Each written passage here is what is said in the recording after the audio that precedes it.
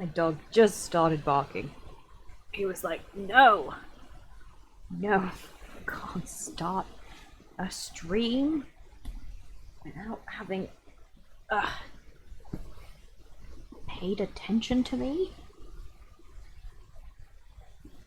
You know what? I don't think I gave him a stroke when I went down to get snacks. So maybe that is it. That is probably it. Now I've changed again. I've again changed the filter. I've turned it down a little bit.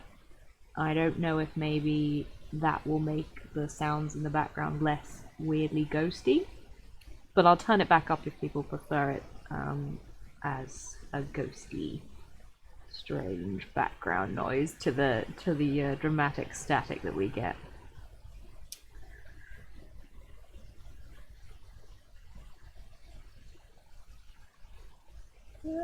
Hello, internet's holding. That's nice. That's good.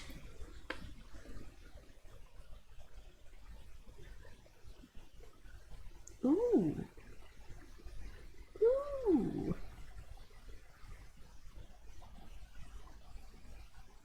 Ooh, exciting. Throne Breaker. Throne Breaker is on sale. That is exciting. Oh, let me use just a little bit of the internet to see how on sale it is. Oh, that is a good sale too.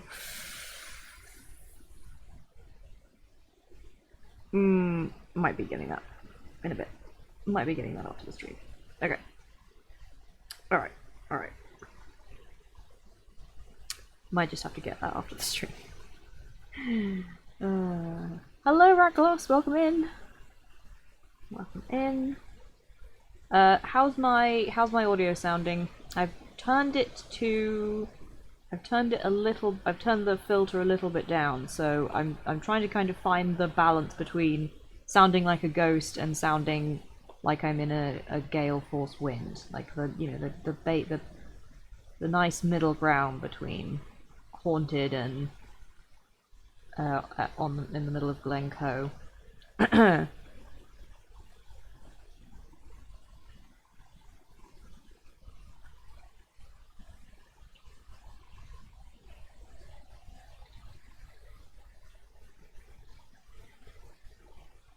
You can hear that. That is me doing cookie clicker, which is something I've now got on my phone, which I shouldn't have on my phone. It's not it's not the best use of my time. Okay, the ghosts are still there, but they don't bother me. All right, hang on. Let's try. Well, let's try a little bit like that. How's that? Should be a bit different. Last time people said they couldn't notice any difference, but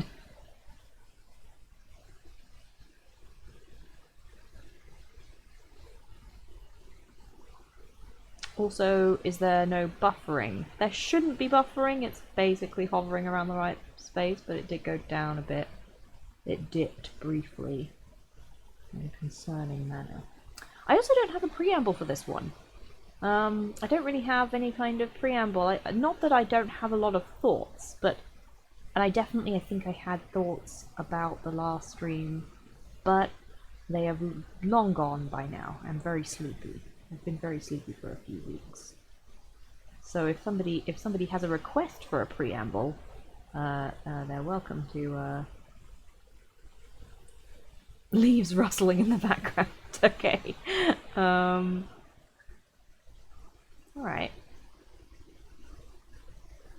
Alright. Well, are the leaves rustling in the background more or less preferable to ghosts? Do we like ghosts or do we like leaves? I can keep talking about the stewards. Alright then. Alright. Well, I mean, yes, I definitely can. I definitely can talk about the stewards for days and days. which I will start doing once I'm sure about the filter. We prefer ghosts. Okay, let's turn it back up. Let's turn it back up. Like that. Like that. Okay. We'll keep it like that for a bit. Alright.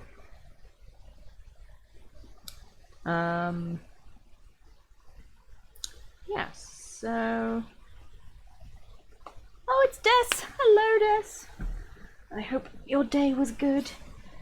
Oh, and Honeybee! Hello, Honeybee! Sorry, I'm very unfocused today, but, welcome in, everyone, and Immensity as well.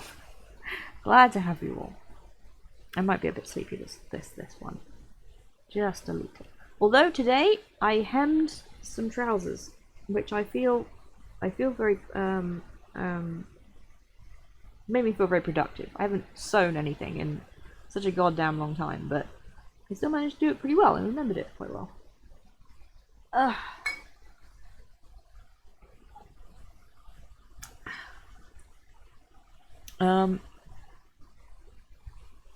Alright then. We'll keep it like that. We'll keep the filter that way. And we'll do it that way. But yes, so what else about the stewards was I going to say? I was going to talk. There was always other things I was going to talk about with regards to the stewards. There always is. What was I thinking about?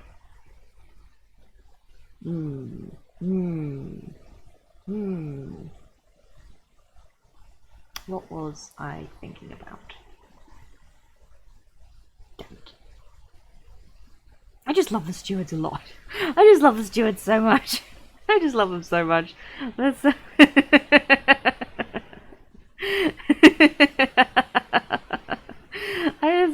I just like the stewards a lot. I like them. I like them a lot.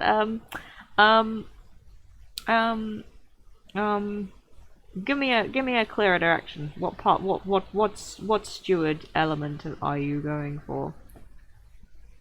Oh, there was a thought. Yeah, I just think they're neat. Exactly, Des. Exactly. I just think they're neat.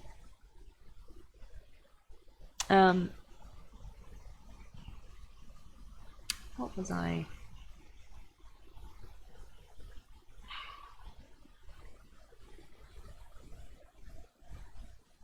Dessa. That's what I want to talk about.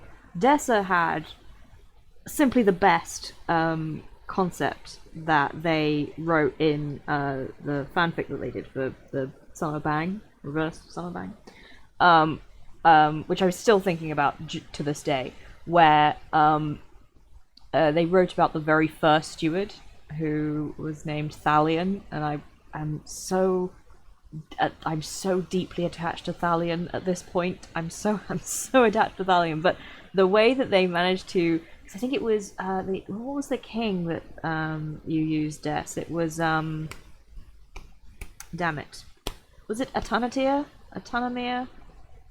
I can't remember. It was one of the kings, and he was a real bastard. And you did well. I mean, he was just kind of a king, and there was a lot of great intrigue.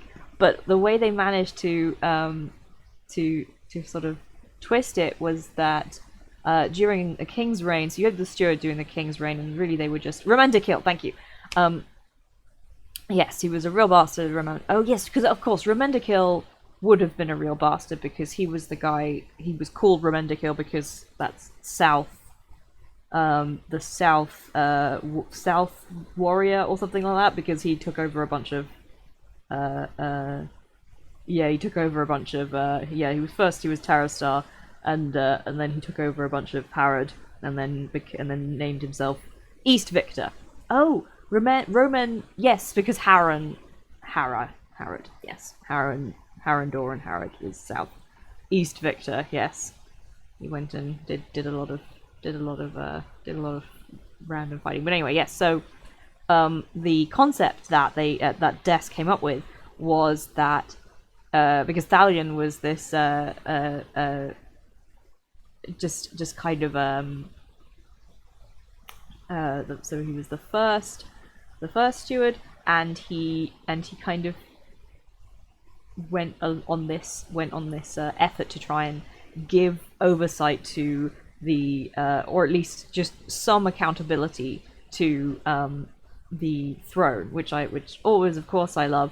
But my favorite part about it was that he managed to wheedle his way into getting a law passed that at the death of a steward, when a steward was on his deathbed, whatever his deathbed wish was, the king had to employ it. He had to. It was by law. The king had to enact whatever policy change or action the steward at his deathbed desired to happen, which I thought was such a great idea, and it makes me so excited. I love the stewards very much as the kind of de facto, not de facto, but like the rulers of Gondor at the time, as like this kind of cobbled together sovereignty by these men who were not necessarily supposed to be sole rulers, but they were just there, and now they've been there for so long that they've kind of cobbled together this very almost this very what's the word, they made it up as they went along kind of manner of ruling. Like they figured out what they could do in the bounds of the original constitution of Gondor, and then worked their way through the legalities of it to get to the point where they have like some veto powers and some, but a larger majority of council ruling is important and necessary in making the decisions. But I am also very attached and very intrigued by the concept of stewards as they were originally meant to be, which is as a kind of advisor slash what's the word, bugger.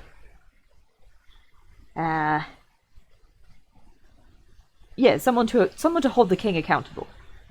So I love the progression. Like the progression of stewards in terms of how they've been managed is so interesting, because so originally they were first, like the king could appoint any steward he wanted. So, which that probably isn't necessarily true. I'm sure there was quite a lot of politicking.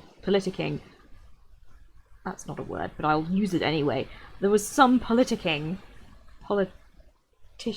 whatever, about who should be the steward and that kind of thing. But in essentials, I'm pretty sure the king could just assign his best friend or whatever, which doesn't really give a lot of purpose to it being a kind of oversight dude. But then I think it was Huron, wasn't it? Yes. Then Huron was like, "This is bullshit. This is bullshit. You're just electing people who you like."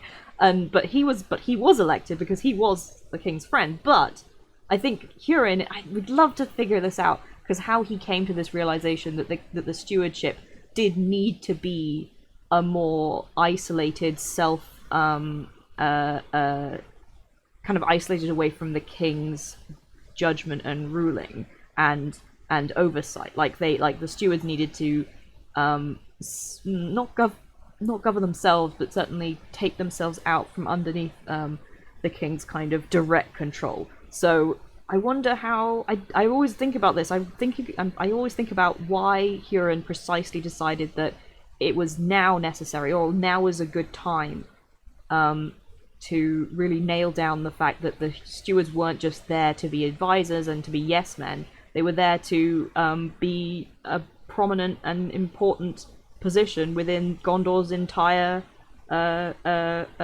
political landscape, which is so cool. And Huron having a king who was like, yeah, actually, you know what, that's a good point. So Huron is like, well, why don't, here's an idea, why don't you make it a hereditary office, so that way you can't choose, and we can create a culture within our family that is surrounding like people first, and holding kings accountable and being as dutiful and as but making sure that we're like they would have to toe like a really slim line. They would have to toe a line the stewards at this point. They would have to toe the line between both. We're trying to make sure that the king has some manner of oversight over him, but also we can't ever make it seem like we're trying to be kings, which became a really big issue as soon as there were no kings anymore. But and I suppose then that cultural phenomenon really was hammered home, which is why I really like the idea, like, because Boromir takes the Horn of Gondor around with him all over the fucking place. This is an ancient relic. Like, this horn is hundreds of years old at this point, but he's throwing it around and dragging it all over the goddamn continent. So I'm pretty sure that it's almost a cultural necessity for stewards to not place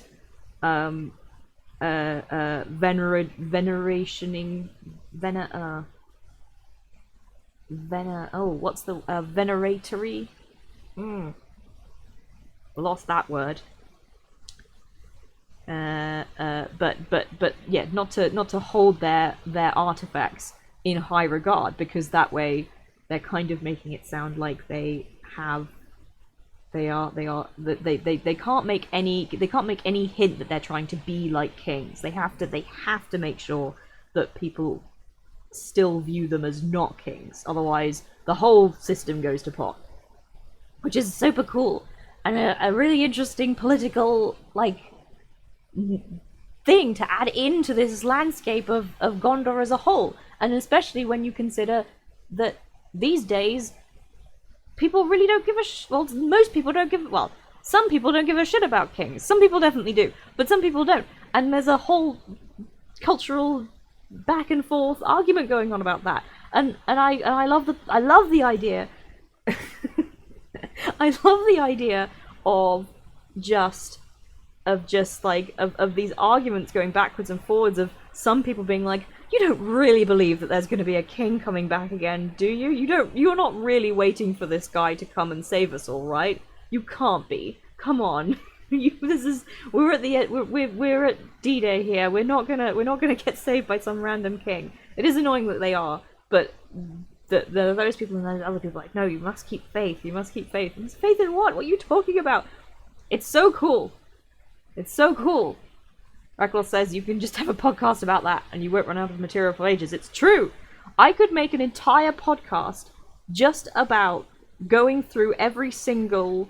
Like, me and Des could make an entire podcast of starting with Isildur and...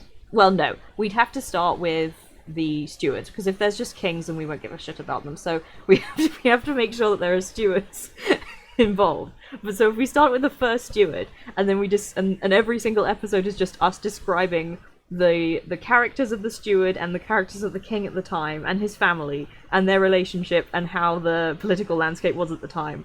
That would be a great podcast for just us and like maybe 10 other people. Little Hedgehog says, is it the equivalent of sincerely believing that King Arthur is on his way back to fix us? Yes, it is entirely. In fact, I think it is more weird, because I think King Arthur is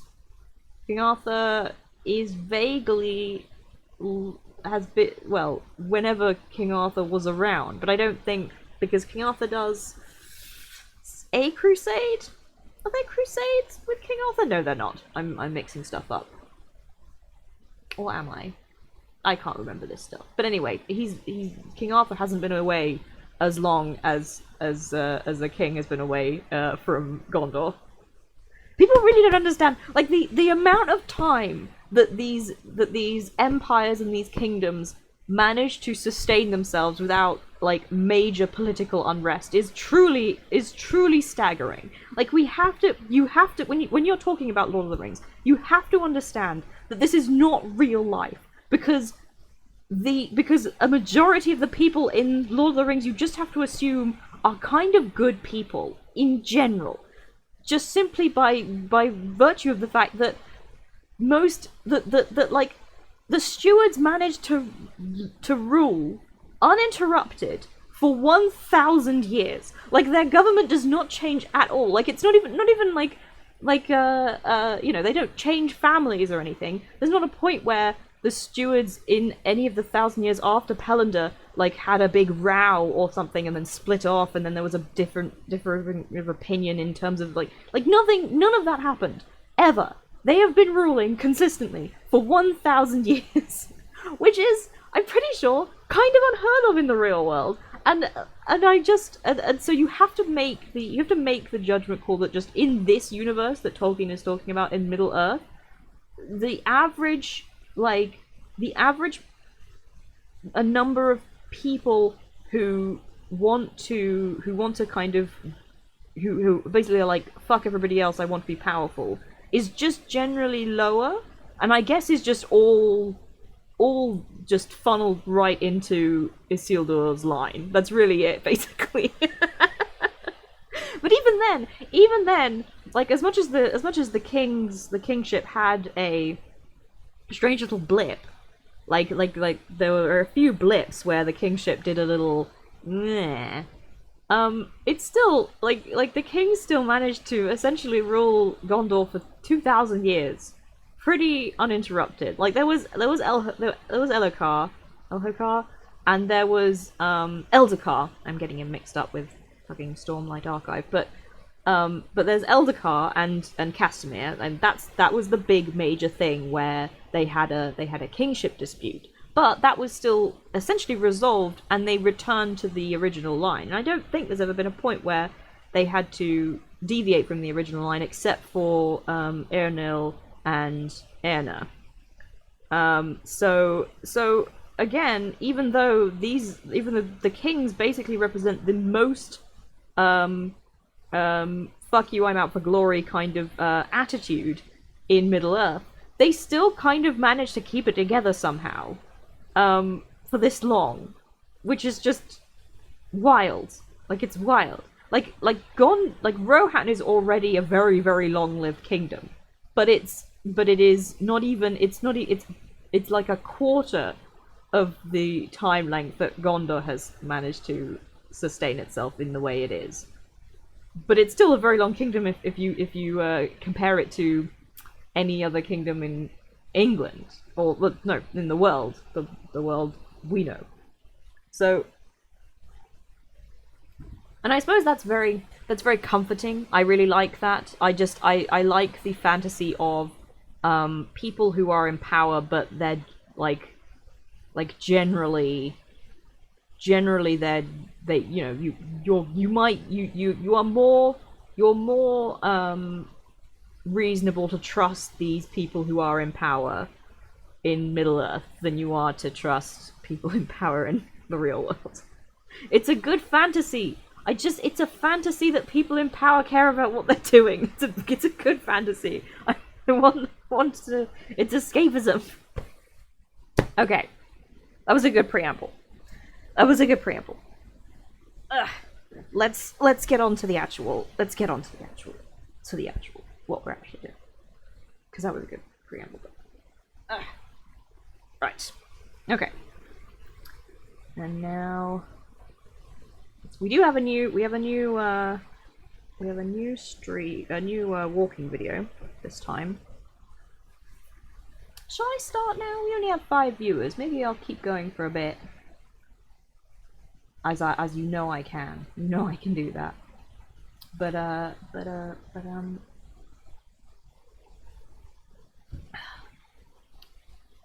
we might have more than that because the stats say it's only been 15 minutes, but we've been going for 25 minutes, so.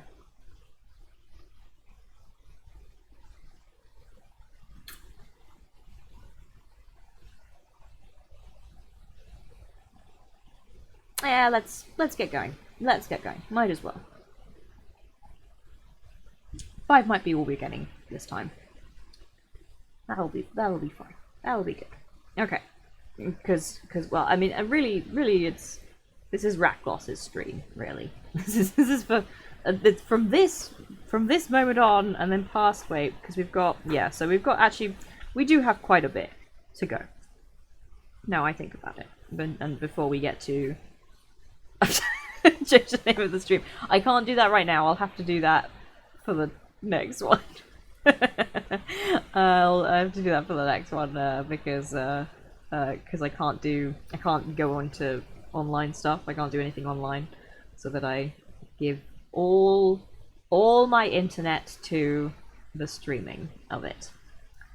But we'll get started. We'll get started because we're with our boy Saruman, and we got it. We've got it.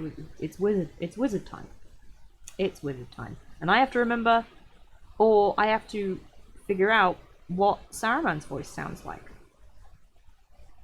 Huh? Which will be fun.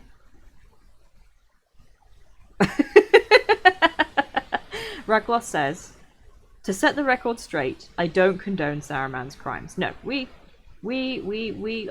already do that.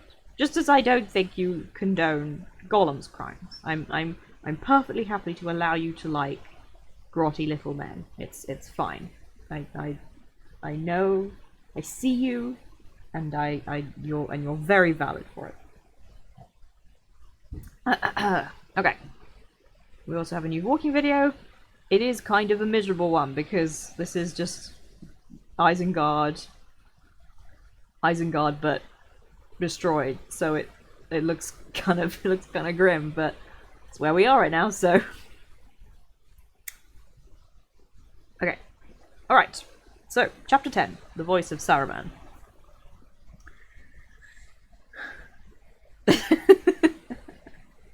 Raklos, you know she means Gollum. You know she means Gollum ate 6 babies. But Honeybee said, oh, maybe. Which is true. We don't know what Saruman's crimes are, really, to be fair. We don't actually know all the crimes that he did. Maybe he ordered some orcs to eat some babies. That seems perfectly legitimate. Baby Eaters Club, says Honeybee. Okay. So, chapter 10, the voice of Saruman. I'm very thirsty tonight. They passed through the ruined tunnel and stood upon a heap of stones, gazing at the dark rock of Orthanc and its many windows, a menace still in the desolation that lay all about. The waters had now nearly all subsided. Here and there gloomy pools remained, covered with scum and wreckage, but most of the wide circle was bare again. A wilderness of slime and tumbled rock, pitted with blackened holes, and dotted with posts and pillars leaning drunkenly this way and that. At the rim of the shattered bowl there lay vast mounds and slopes, like the shingles cast up by a great storm, and beyond them the green and tangled valley ran up into the long ravine between the dark arms of the mountains. Across the waste they saw riders picking their way. They were coming from the north side, and already they were drawing near Orthanc.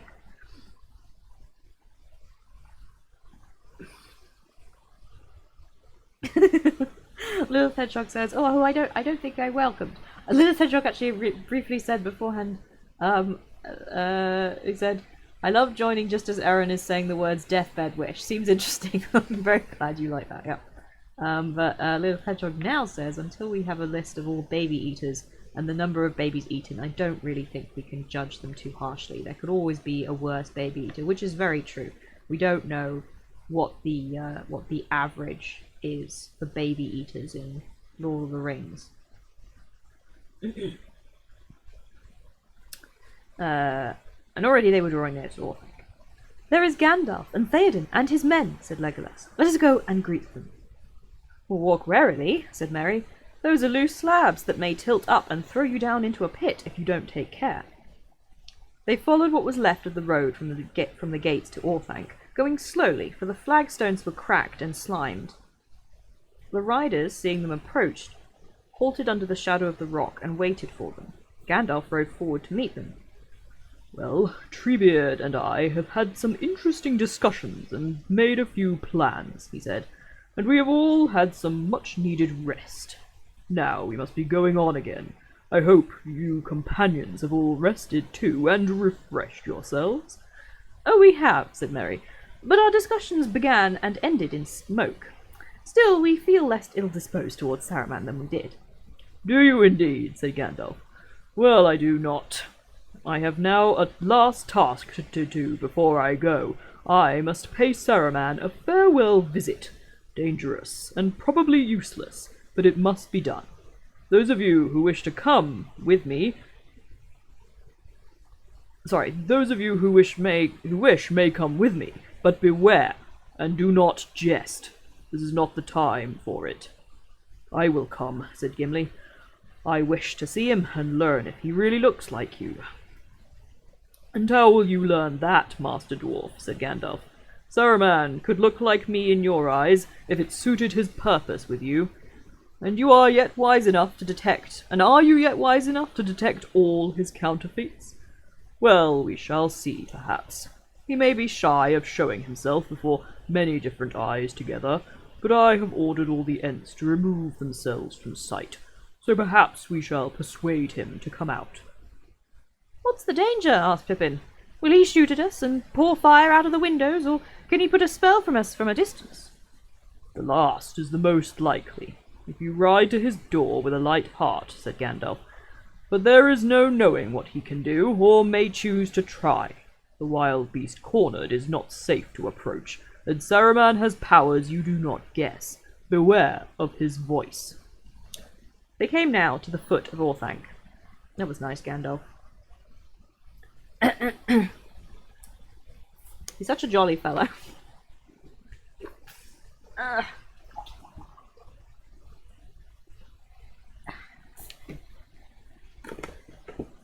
I was trying to convince my mum that Gandalf should have died at the Balrog. She wouldn't.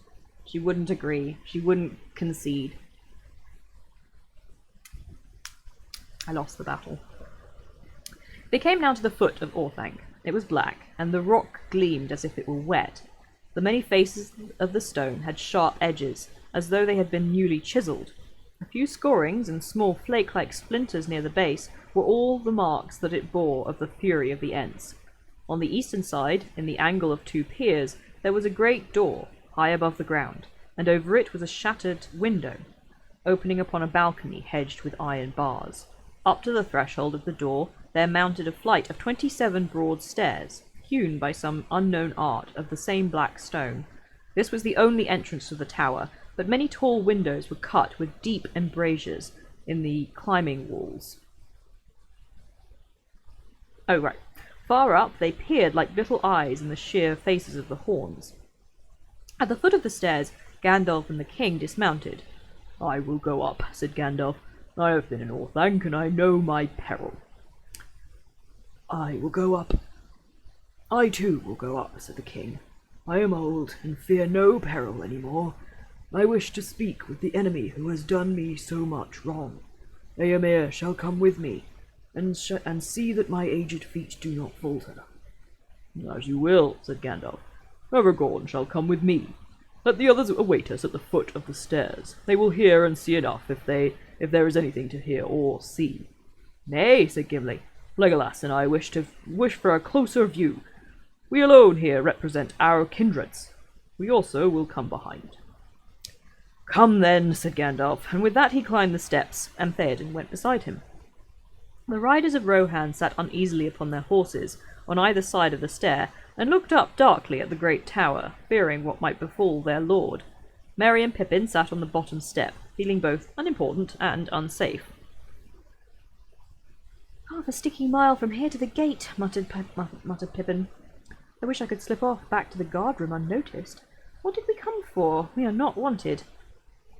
Gandalf stood before the door of Orthanc and beat upon it with his staff. It rang with a hollow sound. Saruman! Saruman! He cried, in a loud, commanding voice. Saruman, come forth! For some time there was no answer. At last the window above the door was unbarred, but no figure could be seen in its dark opening. Oh God! What did I give Grima? What voice did I give Grima?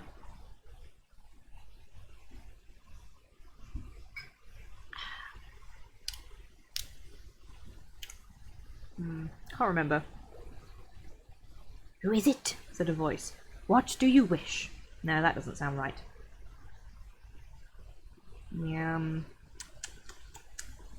Who is it? What do you wish? Theoden started. I know that voice, he said, and I curse the day when I first listened to it. Go and fetch Saruman, since you have become his footman, Grima Wormtongue, said Gandalf, and do not waste our time. The window closed. They waited. Suddenly another voice spoke, low and melodious. Its very sound an enchantment. Those who listened unwarily to that voice could seldom report the words that were heard, and if they did, they wondered, for little power remained in them. And if they did, they wondered, for little power remained in them. Mostly they remembered only that it was a delight to hear the voice speaking. All that it said seemed wise and reasonable, and desire woke in them by swift agreement to seem wise themselves. When others spoke, they seemed harsh and uncouth by contrast, and if they gainsaid the voice, anger was kindled in the hearts of those under the spell. For some the spell lasted only while the voice spoke to them, and when it spoke to another they smiled, as men do who see through a juggler's trick, while others gape at it. For many the sound of the voice alone was enough to hold them enthralled, but for those whom it conquered the spell endured when they were far away, and ever they heard that voice, that soft voice whispering and urging them.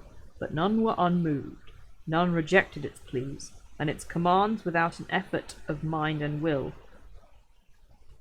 None rejected its pleas and its commands without an effort of mind or will, so long as its master had control of it.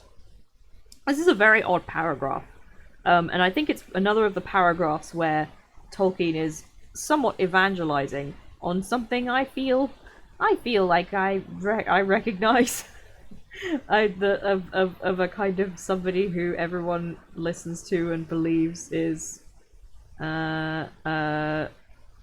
like I mean I think what he's talking about is, oh well, I don't actually necessarily know that's what he's talking about, but it seems very much like the kinds of things you see in various politicians of our times, where everything they say seems perfectly reasonable, but then as soon as you say them, you realize it's really dumb. It really doesn't make any sense at all. I could name literally any Tory. literally any. In fact, no, I could name almost anyone from either side of the aisle in the British Parliament at the moment. But yeah, it works. It's literally just this big paragraph. Every now and then, Tolkien just does these big paragraphs. He does these big paragraphs that are just like, I'm gonna tell you something now. This has a meaning to it, which I do quite like. It's never too heavy. Lilith Hedgehog says, is this back to Gandalf not being a wizard, just being a really good talker? Yes. Yep. I mean, I'm sure Gandalf does something wizardy eventually. I mean, I guess he did set something on fire, but that does seem to be I think he is a wizard. He's just not necessarily a very good wizard, but he is good at talking. And yes, Saruman also is good at talking, but not necessarily a very good wizard.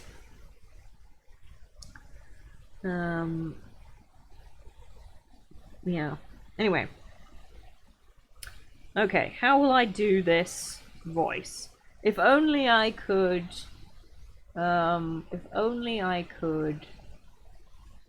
sound like Michael Gove at this particular moment. That would be great, but I can't quite remember exactly what Michael Gove sounds like. Jacob Rees-Mogg is too much.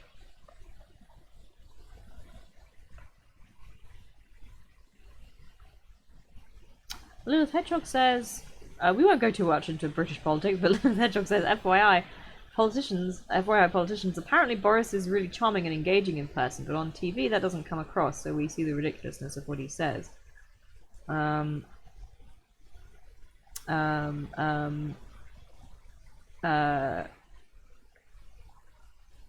yet people also do, like, because I think the thing is that actually Boris Johnson's whole thing is entirely about, he's trying specifically to look slightly bumbling. He wants people to be sympathetic with him, which I don't necessarily think is going to. It does seem to. I don't know. Let's not talk. Let's not talk too much about for politics, so I'll just go down that hole real deep. What does Gove sound like? Yes, Honeybee is right. I can't see Boris as charming in any situation, but then I've been raised to hate Tories. Yes, I think definitely, because I don't think Boris ever changes his accent. So at least I have a very instinctual reaction to the accent that he has. Anyway, he's kind of snipped, isn't he, Gove? He's kind of sharp, and he says, well, yeah, he's kind of like that. Let's try it. Well, he said, well, it said, now with a gentle question, why must you disturb my rest? Will you give me no peace at all, by night or day? Its tone is that of a kindly heart, aggrieved by injuries undeserved.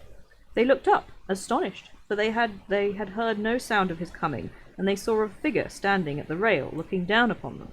An old man, swathed in a great cloak, the colour of which was not easy to tell, for it changed if they moved their eyes or if he stirred. His face was long, with a high forehead. He had deep, darkling eyes, hard to fathom, though the look that they now bore was grave and benevolent, and a little weary. His hair and beard were white, but strands of black still showed about his lips and ears. Like and yet unlike, muttered Gimli. He's still thinking about it. I mean, is he like Gandalf, or is he not like Gandalf? I love the way Gimli heard what Gandalf said, and then he immediately discounted everything about it. Like, whatever. I'm gonna still think about it. But come now, said the soft voice. Two, at least, of you I know by name. Gandalf I know too well to have much hope that he seeks help or counsel. Gandalf I know too well to hope. Okay. I'm gonna try focusing on this without... Maybe I can't sound like Michael Gove. Gandalf I know too well to have much hope that he seeks help or counsel here. Oh, but you, Theoden, Lord of the Mark of Rohan, are declared by your noble devices, and still more by the fair countenance of the house of Eorl. O worthy son of Thengel, the thrice renowned, why have you not come before, and as a friend?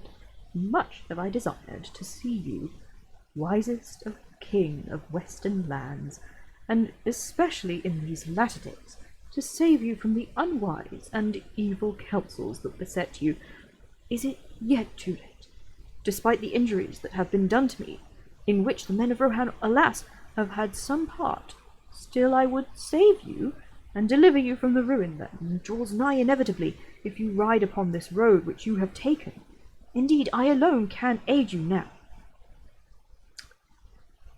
Again, Honeybee said, Saruman, are you flirting with Theoden? And yes, it does seem that way. Theoden opened his mouth as if to speak, but he said nothing. He looked up at the face of Saruman with its dark, solemn eyes bent down upon him, and then to Gandalf at his side, and he seemed to hesitate. Gandalf made no sign, but stood silent as stone, as one waiting patiently for some call that has not yet come. The riders stirred at first, murmuring with approval of the words of Saruman, and then they too were silent, as men spellbound. It seemed to them that Gandalf had never spoken so fair and fittingly to their lord, true. Rough and proud now seemed all his dealings with Theoden, true, and over their hearts crept a shadow, the fear of a greater danger, the end of the mark in a darkness to which Gandalf was driving them. Totally plausible, while Saruman stood beside a door of escape, holding it half open so that a ray of light came through. There was a heavy silence. Really, I guess the point is just don't trust wizards in general. Just no wizard. If a wizard says they can help you, then just say no. R.I.P. to him. If a wizard told me they could help me, I would just say no. R.I.P. to Theoden, but I'm different.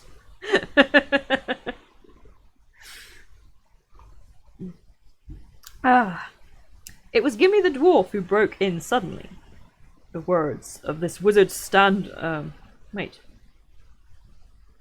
Yes. The words of this wizard stand on their heads, he growled, gripping the handle of his axe. In the language of Orthanc, help means ruin, and saving means slaying. That is plain. But we do not come here to beg. Peace. Sorry, I need to make it a little bit deeper. Peace, said Saruman, and for a fleeting moment his voice was less suave, and a light flickered in his eyes and was gone. I do not speak to you yet, Gimli, son of Glóin, he said. Far away is your home, and small concern of yours are the troubles of this land, but it was not by design of your own that you became embroiled in them, and so I will not blame such part as you have played. A valiant one, I doubt not, but I pray you allow me first to speak with the King of Rohan, my neighbour, and once my friend. What have you to say, Theoden King? Will you have peace with me, and all the aid that my knowledge, founded in long years, can bring? Shall we make counsels together against evil days, and repair our injuries with such goodwill that our estates shall both come to fairer flower than ever before? Still Theoden did not answer. Whether he strove with anger or doubt, none could say. Éomer spoke. Lord, hear me, he said. Now we feel the peril that we were warned of. Have we ridden forth to victory only to stand at last to be amazed? Have we ridden to victory only to stand at last amazed by an old liar with honey on his forked tongue? So would the trapped wolf speak to the hounds if he could. What aid can he give you, forsooth? All he desires is to escape from his plight. But will you parley with this dealer in treachery and murder? Remember Theodred at the fords, and the grave of Hammer at Helm's Deep. I would like to, just before I go on, say that is the first time that Theodred's name has been spoken in this whole thing, by Éomer. We will see what Theoden says. If we speak of poisoned tongues that shall be,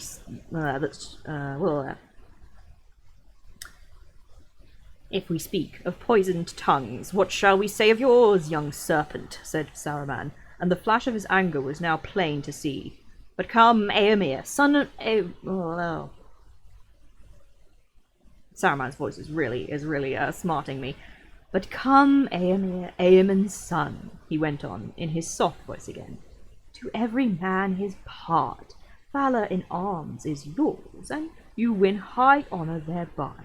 Slay whom your lord names as enemies, and be content. Meddle not in policies which you do not understand. But maybe if you become a king, you will find that he must choose his friends with care.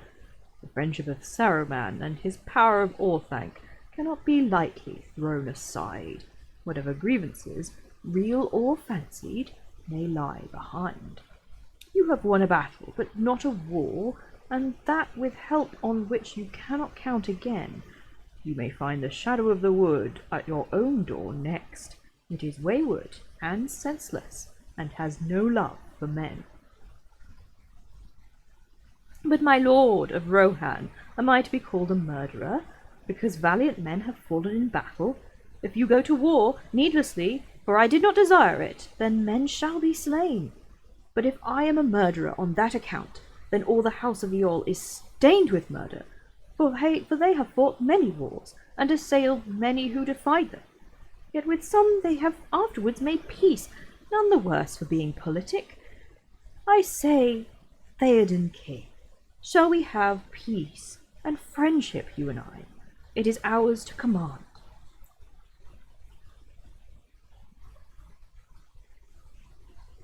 Ratgloss says, did you hear that? Did I hear what? You're spooking me. Hear what? I'm going to turn around.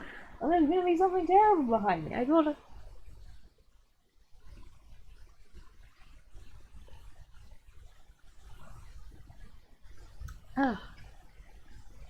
Well, nothing, no terrible beast in the room. We will have peace, said Theoden, at last, thickly and with an effort. Yes, yes. Ragnar says, "Did you hear that?" And then they say, "No, just him claiming he can't be called a murderer. No ghosts involved. Sorry." No, you're welcome. But yes, I know. It's wild. But also again, I've heard this same speech quite a lot by a lot of other people, I feel like, for the past maybe 5 years. And probably my whole life. And I'm listening to it now and I'm like, I can see why I can see why this might work. Actually. Apparently this works. Anyway. We will have peace, said Theoden at last, thickly and with an effort. Several of the riders cried out gladly. Theoden held up his hand. Yes, we will have peace, he said, now in a clear voice. We will have peace, when you and all your works have perished, and the words and the works of your dark master, to whom you would deliver us. You are a liar, Saruman, and a corrupter of men's hearts. You hold out your hand to me, and I perceive only a finger of the claw of Mordor, cruel and cold. Even if your war on me was just, as it was not, for you were 10 times as wise, you would have no right to rule me and mine for your own profit as you desired. Even so, what will you say of your torches in Westfold, and the children that lie dead there? And they hewed Harmer's body before the gates of the Hornburg, after he was dead. When you hang from a gibbet at your window for the sport of your own crows, I will have peace with you and Orthanc. So much for the house of the Ole. A lesser son of great sires am I, but I do not need to lick your fingers. Turn elsewhither, but I fear your voice has lost its charm. Now, on the one hand, kind of big dig energy from Theoden here. But again, Éomer brings up Theodred, and then and brings up Harmer, and then Theoden completely does not bring up Theodred at all, and goes over him to Harmer only, which is very odd. And I'm just trying to parse it, I guess, is what I'm trying to do. I'm trying to parse exactly what it means. I'm ruining the scene. It's very cool. The riders gazed up at Theoden like men startled out of a dream. Harsh as an old raven's, their master's voice sounded in their ears after the music of Saruman. But Saruman, for a while, was beside himself with wrath. He leaned over the rail as if he would smite the king with his staff. To some, suddenly, it seemed that they saw a snake coiling itself to strike. "Gibbets and crows," he hissed, and they shuddered at the hideous change. "Dotard! What is the house of Yol but a thatched barn where brigands drink in the reek and their brats roll on the floor among the dogs?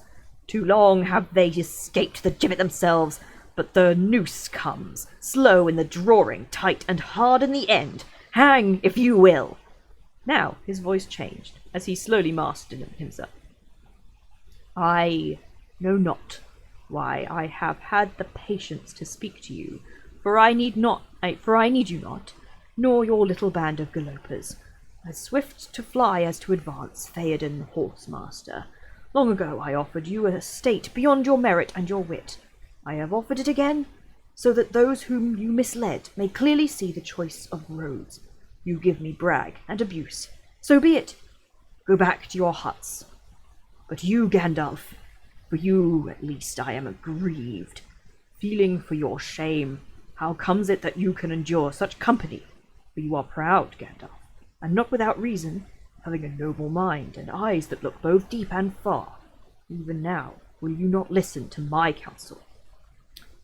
Gandalf stirred and looked up. "What have you to say that you did not say at our last meeting?" he asked.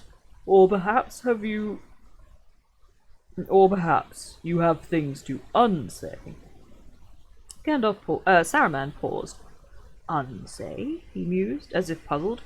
"Unsay? I endeavoured to advise you for your own good, but you scarcely listened.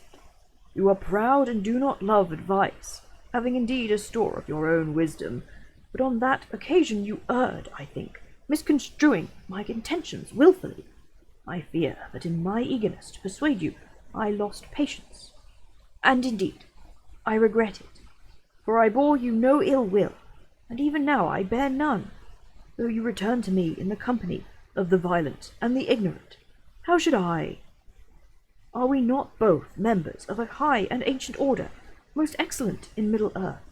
Our friendship would profit us both alike. Much we could still accomplish together to heal the disorders of the world. Let us understand one another and dismiss from thought these lesser folk. Let them wait on our decisions. For the common good I am willing to redress the past and to receive you. Will you not consult with me? Will you not come up? Oh, hello, Peaches. Welcome back.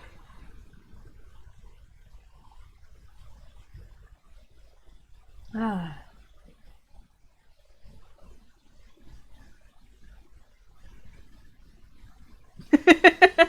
Ragloth says, sorry you were offended by me locking you up in my tower. Yes.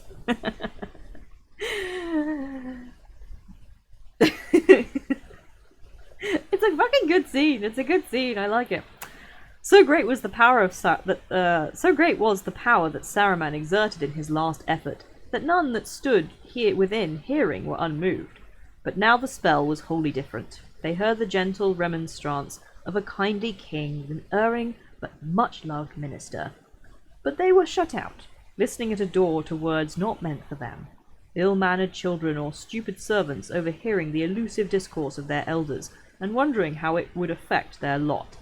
Of loftier mould these two were made, reverend and wise. It was inevitable that they should make an alliance. Gandalf would ascend into the tower to discuss deep things beyond their comprehension in the high chambers of Orthanc. The door would be closed, and they would be left outside, dismissed to await allotted work or punishment. Even in the mind of Theoden the thought took shape, like a shadow of doubt. He will betray us. He will go, and we shall be lost. Then Gandalf laughed. The fantasy vanished like a puff of smoke. Saruman! Saruman! Said Gandalf, still laughing. Saruman, you missed your path in life. You should have been the king's jester, and earned your bread and stripes too, by mimicking his counselors. Ah, me. He paused, getting the better of his mirth. Understand one another? I fear I am beyond your comprehension. But you, Saruman, I understand now too well. I keep a clearer memory of your arguments and deeds than you suppose. When last I visited you, you were the jailer of Mordor, and there I was to be sent. Nay, the guest who has escaped from the roof will think twice before he comes back in by the door. Nay, I do not think I will come up. But listen, Saruman, for the last time, will you not come down? Isengard has proved less strong than your hope and fancy made it. So may other things in which you still have trust. Would it not be well to leave it for a while, to turn to new things, perhaps? Think well, Saruman, will you not come down? A shadow passed. I do quite like. I mean, again, it's very irritating, but like big dick energy, Gandalf. Like, it's very irritating. I'm very annoyed, but it's quite cool that you laugh in his face. I do quite like that, and you did say some funny shit there. We have to admit, we have to concede. That Gandalf said some funny shit there. Also, I really hate this whole section of like you do clearly, like, it's a very clear description of exactly how I think the Valar tend to want people to feel about them, although the Aina. Lowens, hello, welcome in. I'm afraid you missed Gandalf's quite amusing speech to Saruman, but we're going to keep going for a while. So, a shadow passed over Saruman's face. Then it went deathly white. Before he could conceal it, they saw through the mask the anguish of mind in doubt, loathing to stay and dreading to leave its refuge. For a second he hesitated, and no one breathed. Then he spoke, and his voice was shrill and cold. Pride and hate were conquering him. "Will I come down?" he mocked. Does an unarmed man come down to speak with robbers out of doors? I can hear you well enough here. I am no fool, and I do not trust you, Gandalf. They do not stand openly on my stairs, but I know where the wild wood demons are lurking at your command. The treacherous are ever distrustful, answered Gandalf wearily. But you need not fear for your skin. I do not wish to kill you, or hurt you, as you would know if you really understood me, and I have the power to protect you. I am giving you a last chance. You can leave Orthanc free if you choose. Well, that sounds well, sneered Saruman. Very much in the manner of Gandalf the Grey, so condescending and so very kind. I do not doubt that you would find Orthanc commodious, and my departure convenient. But why should I wish to leave? And what do you mean by free? There are conditions, I presume. Reasons for leaving you can see from your windows, answered Gandalf. Others will occur to you. Your servants are destroyed and scattered. Your neighbors have made your neighbors you have made your enemies, and you have cheated your new master, or tried to do so. When his eye turns hither, it will be the red eye of wrath. But when I say free, I mean free. Free from bond, of chain or command, to go where you will, even to Mordor, Saruman, if you desire. But you will first surrender to me the key of Orthanc and your staff. They shall be pledges of your conduct, to be returned later if you merit them. Saruman's face grew livid, twisted with rage, and a red light was kindled in his eyes. He laughed wildly. Later, he cried, and his voice rose to a scream. Oh, let's try this. Later! Yes, when you have also the keys of Barad-dûr itself, I suppose, and the crowns of 7 kings, and the rods of the 5 wizards, and have purchased yourself a pair of boots many sizes larger than those that you wear now. A modest plan, hardly one in which my help is needed. I have other things to do. Do not be a fool. If you wish to treat with me while you have a chance, go away, and then come back when you are sober.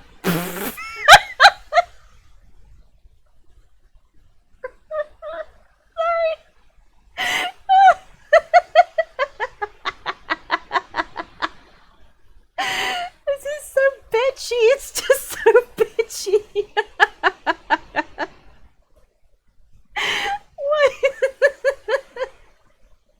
You really get the concept that they're siblings, actually. And they really, they really are siblings in this situation.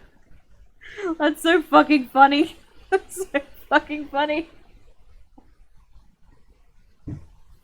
Fuck. Hang on a second, I need to take off my jumper. I'm getting too hot. I'm getting too worked up.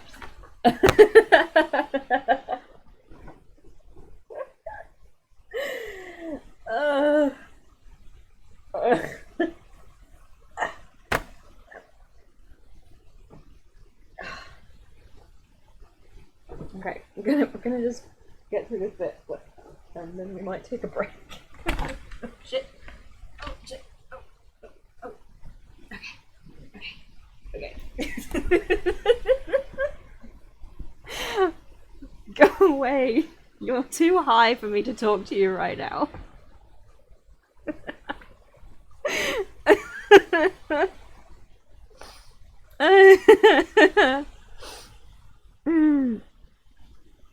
Okay.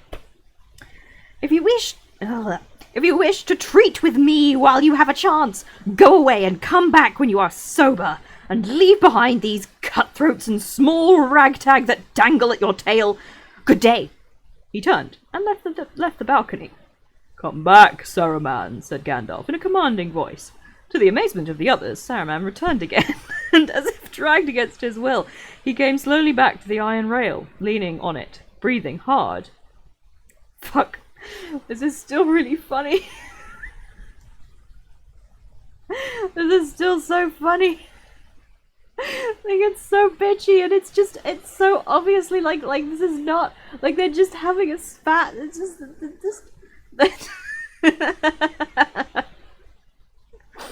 Oh. His face was lined and shrunken. His hand clutched his heavy black staff with a claw. I did not give you leave to go, said Gandalf sternly.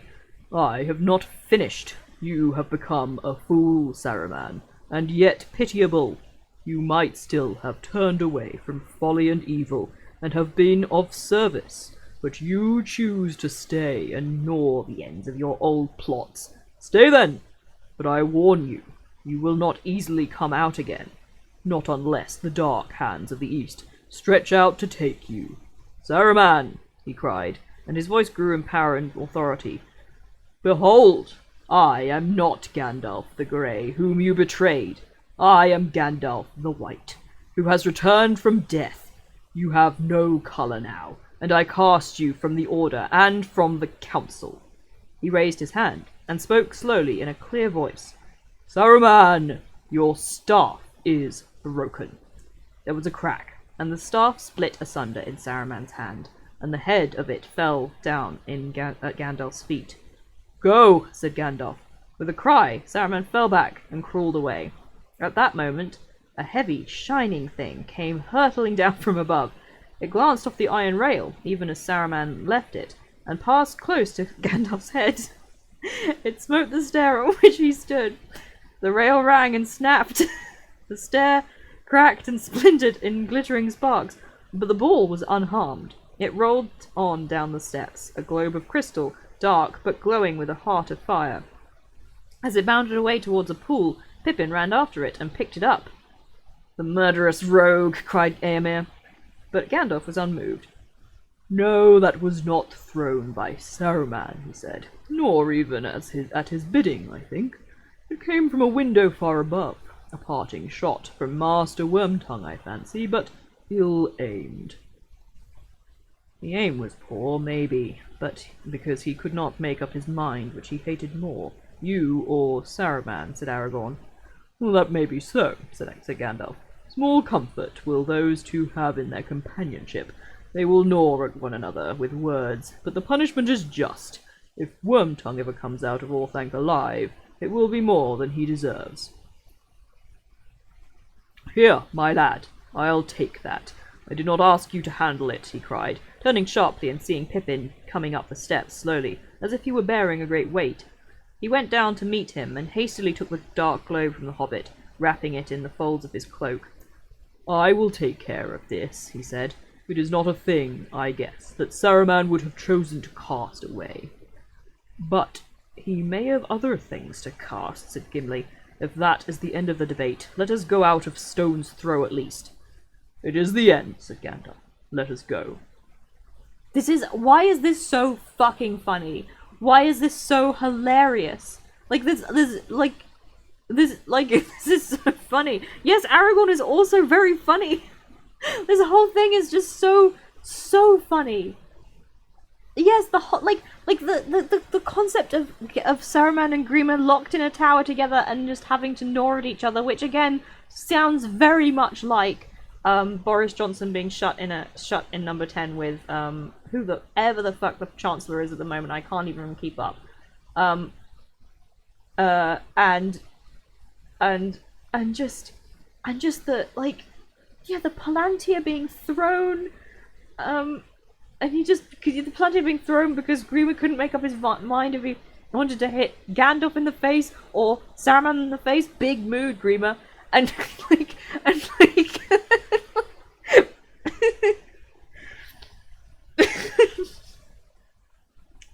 why is this the most comedic thing I've ever seen? And it this is the thing where I'm like, okay, this needed to be changed.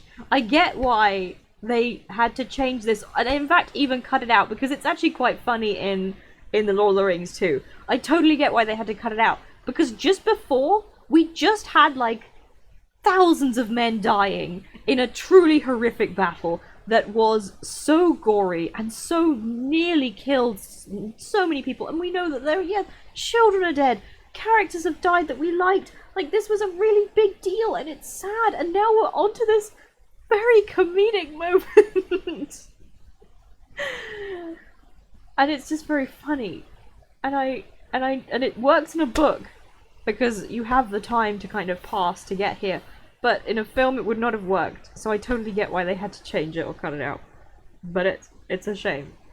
And if I did, if I did ever get enough money to actually make a full on animated film of just the Lord of the Rings, I would sacrifice any and every like narrative film choice just to make sure that this scene went as it should. I would not care. Yes, so Honeybee says, they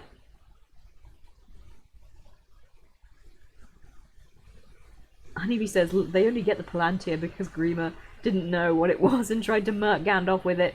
Yes. The Hedgehog says, was Grima in a room with nothing else in it? No handy knives or really heavy chests? No, I'm pretty sure Raklos is right that it was the dedicated Palantir room. Also, I feel like Grima knew that. I would say that Grima knew that the Palantir was one of Saruman's most treasured possessions. So he was already hurting Saruman by throwing it out of the window. He was hurting him quite a lot actually, because if Saruman was able to use the Palantir, potentially he could have done some other stuff. And I'm gonna come back to that thought after a brief break, having a brief bio break.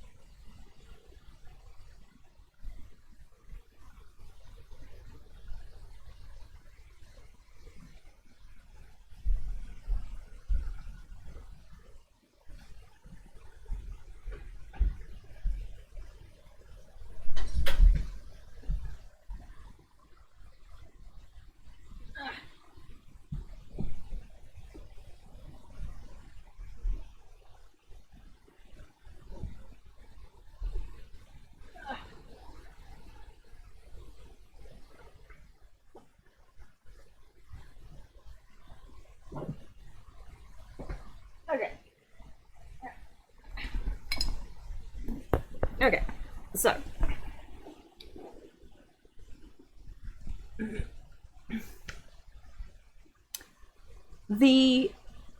here again we are given a very clear demonstration of Gandalf's priorities and the general attitude he has towards most people versus his like Anya, because not moments. Saruman has just been responsible for the deaths of thousands of thousands of people. Like hundreds of thousands of people are dead because of Saruman at this point. This includes children. This includes Theoden's son. This includes like normal people going about their day-to-day lives. This includes valiant men.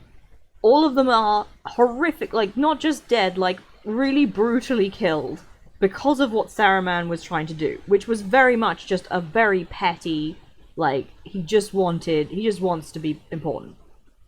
More important. And and Gandalf explicitly says, before anything, that Saruman is not going to get killed. Like, he's just not going to.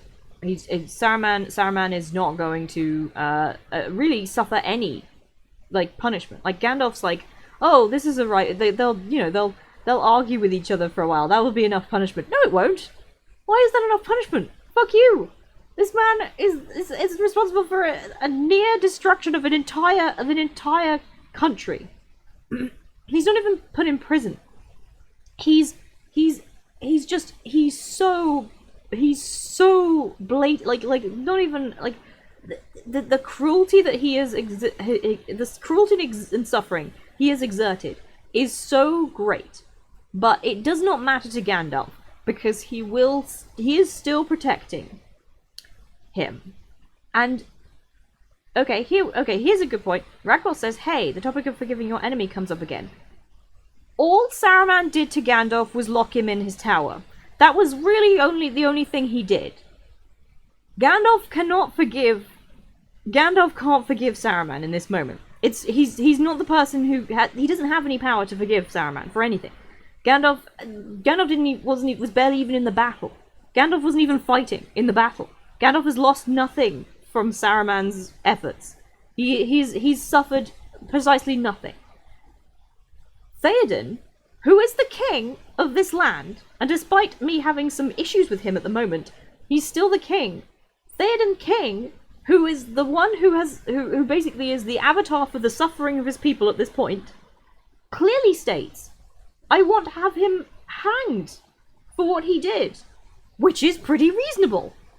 But that is completely ignored. It doesn't matter that's what Theoden doesn't forgive him.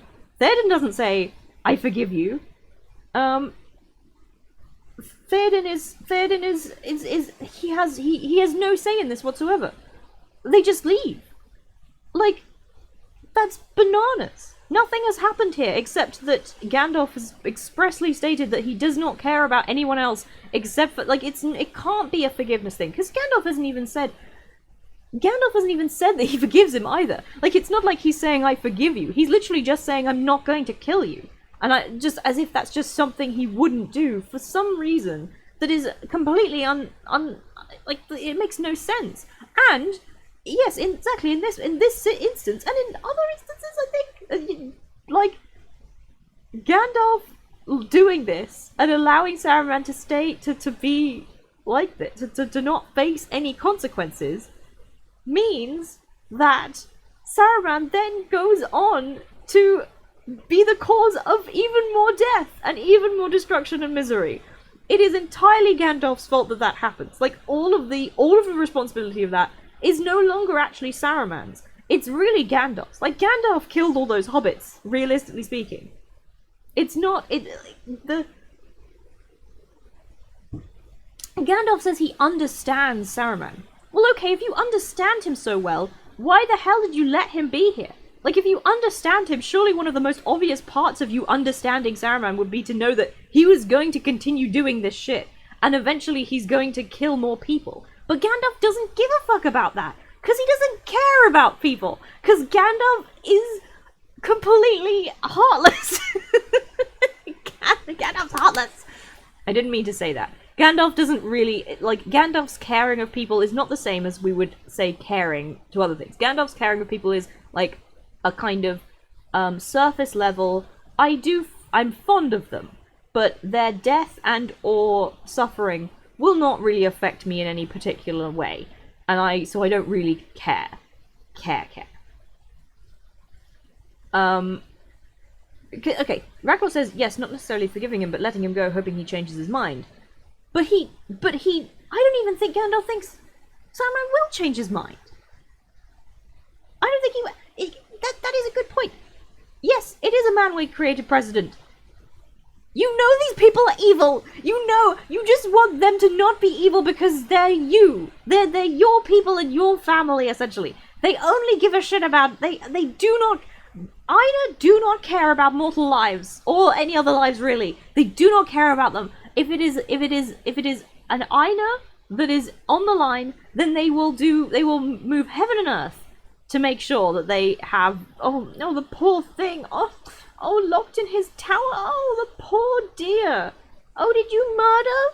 Did you do a lot of murder? Oh, you poor thing. And now all the power has been taken away from you? That's terrible. I'm so sorry. I'm so sorry for you, baby. Give him another chance.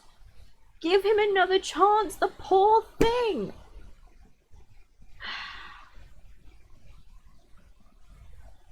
I'm so angry about it. I'm so angry about it. Like, it's mind-boggling to me, because totally forgot that,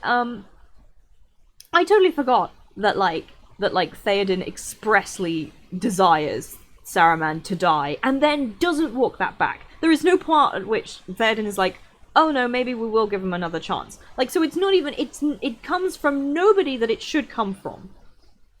It comes from nobody it should come from, so if it's a forgiveness angle, then it's not that, because Gandalf has no reason to forgive Saruman for anything. Because Gandalf has never suffered anything from Saruman, basically ever. And Theoden wanted him to be hung, which is reasonable, and I think should have happened. But Gandalf just steps in and is like, well, no, we're not going to do that. We're just going to leave him in the tower and hope he changes. But I'm not going to actually, Ragnar says, yes, exactly. There's no real effort to make sure that Saruman changes. We're just hoping it goes well, I guess. Exactly! Gandalf puts none effort into seeing Saruman change. He puts none effort whatsoever. Hello, Jamie. It's nice to see you in. I'm very exercised. This was a very interesting bit and section, and very funny.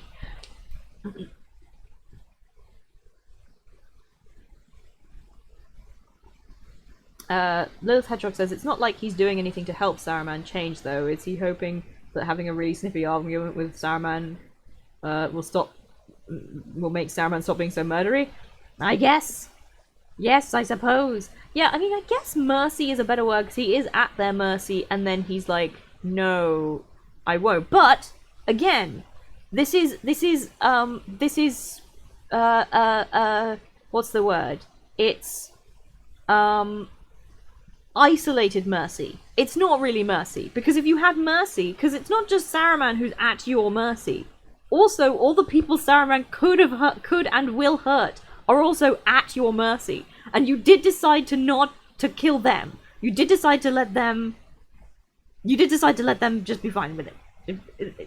Like, you were just fine with them dying. Like, you cannot, mercy storylines only work if the person then does not, like, if you take away all that person's power. Like, if you like devolved all of this is something I've been talking about a lot. If you wanted to go down the mercy line for Morgoth, Morgoth should have been depowered. You should have just taken Morgoth and gone, okay, you can wander about any way you want, but you have no power anymore. Which I have to assume they can do, or at least they can ask Eru to do, which I have to assume Eru can do it.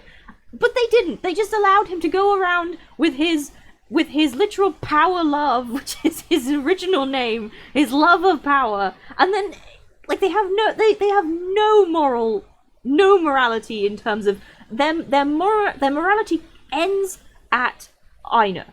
Their morality and mercy completely takes an immediate end at Aina. There is no thought towards anybody else. Everyone else can go hang. They don't give a shit. Aina don't give a shit about anyone but themselves. And they just kind of think of all mortals as playthings, and their suffering is perfectly chill and fine, because they'll buff out or whatever. I'm real exercise. Real exercise. Anyway, welcome in, Jamie. I'm glad to have you.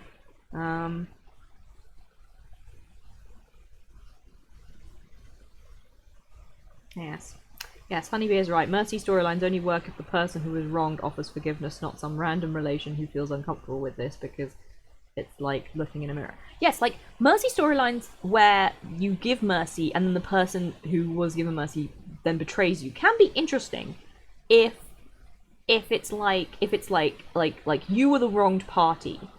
You were the wronged party, and you're like, and you have him at your mercy, and then you think, and then you for some reason, there's a reason that you give yourself, which usually is like a moral reason. Like, there's usually this kind of it's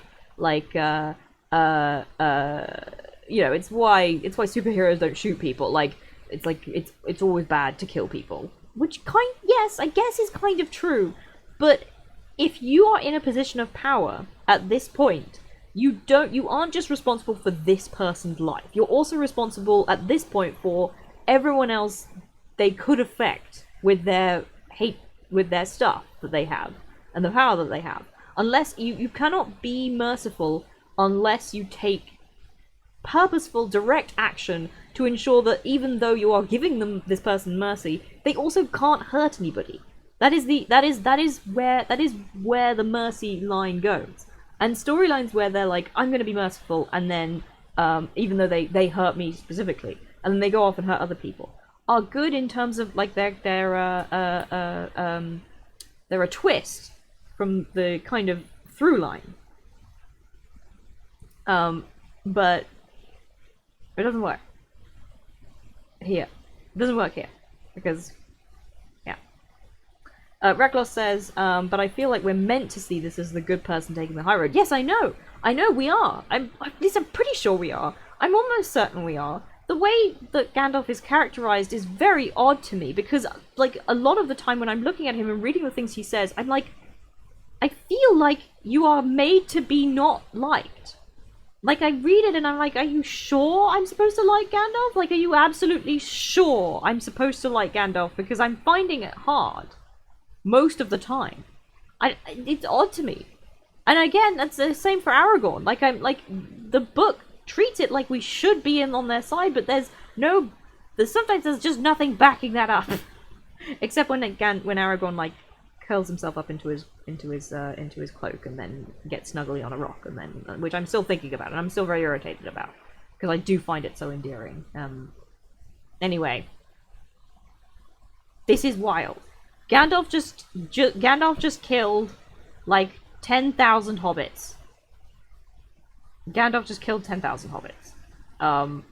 And it's wild that's like shown as like a good merciful thing for him to do. He just killed 10,000 hobbits, and he's calling it a mercy, and we're supposed to think it's a good idea.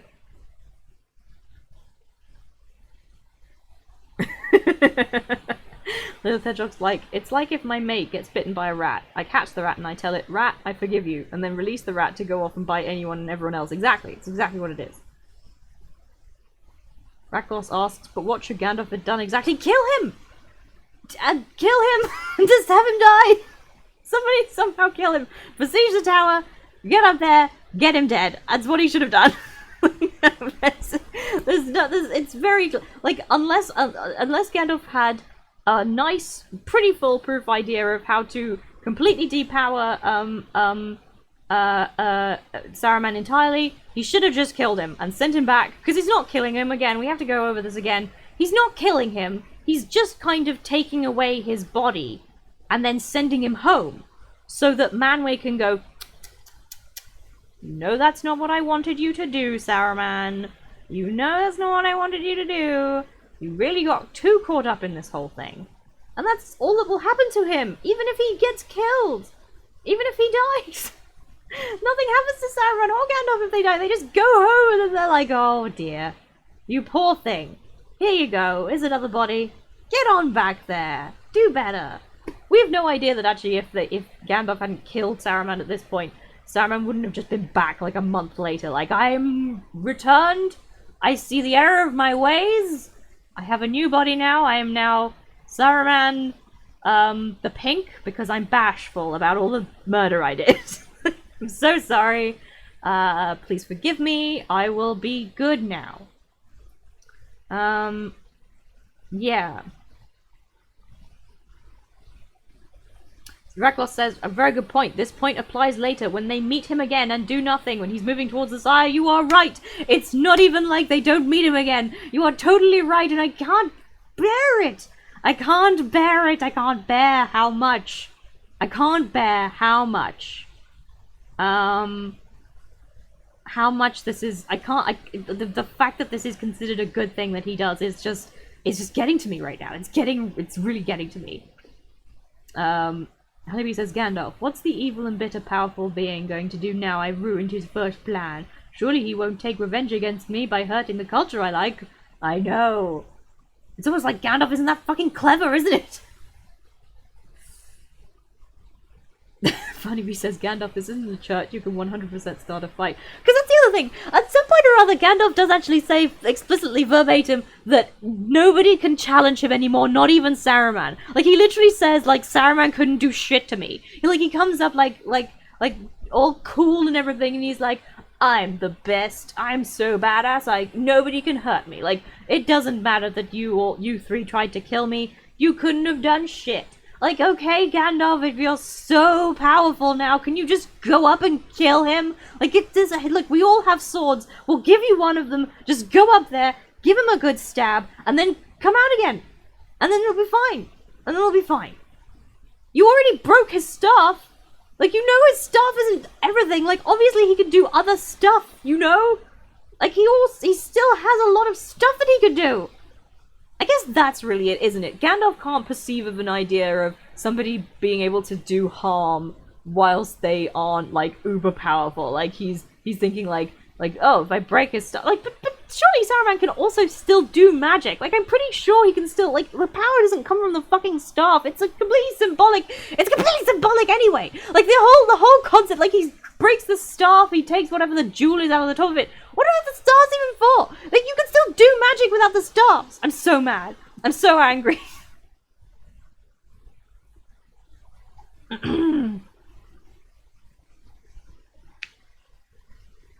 Raklos is so right. Raklos says, well, Gandalf doesn't even have to deal with the problems in the Shire because somehow a rogue Ainu is the Hobbit's problem, kind of like Sauron is somehow the man's problem. No, he's one of yours. Pick him up. Throw him in the trash. You're right. You're right. He's one of theirs. This is entirely what you are here for, Gandalf. You're here to come and pick up bad Ainu and throw them in the trash. Saruman is one of those now. You have to do the same. Like, he's a Sauron too. He's Sauron too. Why do you have to be Sauron to deserve to be killed and then shot back home? Why does he what you have to be Sauron in terms of like you have to like there's a quota. There's a quota on the board of like Ainu headquarters where if you haven't done like 10,000 like you have to check off like, oh well, they've only been evil for 500 years. So we'll wait for them to be evil for another 500 years before they can actually, they actually deserve a talking to.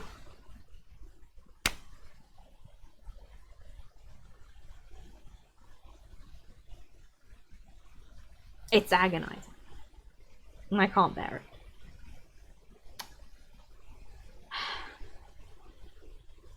Quota of babies eaten! Yes, exactly!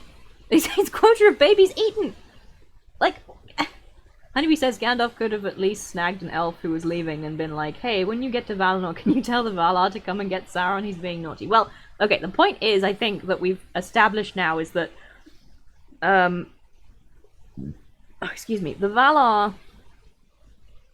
can't affect Middle-earth anymore, which is why they send Gandalf and the others, and they have to be so depowered. I have a feeling there's something about the fact that the world is now round and that Valinor is kind of not involved in Middle-earth anymore.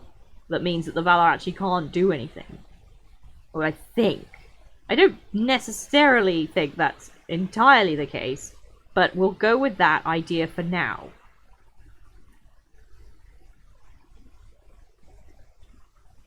Oh god, this makes me so angry. Like, Saruman stabbed! He stabbed and he dies! Like, that's what happens to him in the end! Why didn't you just go and stab him and kill him now? Why? Like, this is not a hard thing to do. We see him get killed. We see him get killed in this book. It's good, like, in like a few more streams. Well, like a lot more streams, Saruman is going to be dead, and it's going to be because of a knife that Grima wields. That's what's going to happen.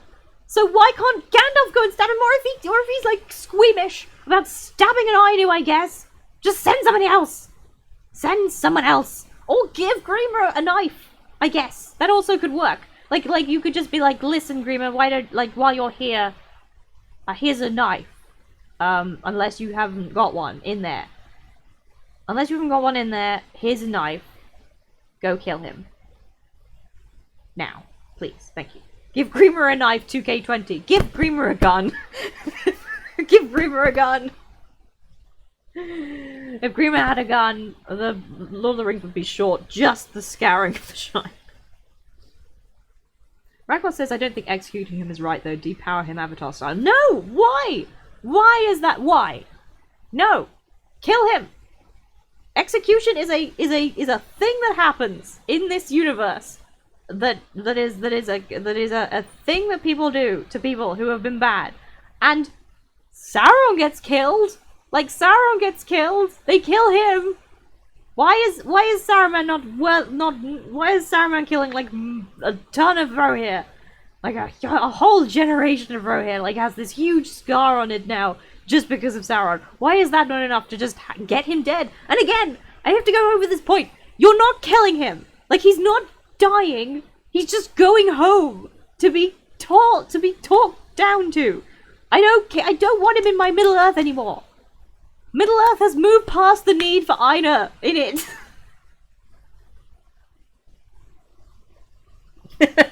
Raglar's like, I don't know. Yes, exactly. Jamie's right. Hit the big red reset button on that man. Because that's what we're doing. Grima is not stabbing Saruman and then killing him outright. He's just going home. What morals, though? Like, what morals are we going against? I mean, I guess Gandalf's moral of just don't kill Aina no matter what is definitely, I guess, a moral standpoint that he's taking. I just disagree with it, and I think he's dumb and bad and somewhat cruel as well. Like mean.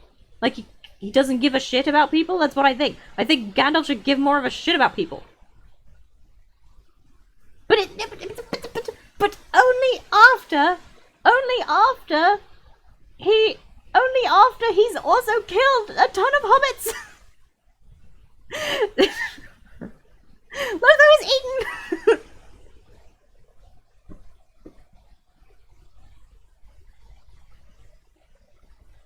Gandalf never feel. Sorry, Jamie asks, does Gandalf ever feel bad about sending people into mortal peril? Gandalf never feels bad about anything. Gandalf doesn't feel bad about anything he's ever done, ever. In his whole life. I'm sure that's a lie. I'm sure there are moments where Gandalf is like, oh damn, I should have done this differently. But I don't think he feels bad about it. I just think he feels like he miscalculated or something.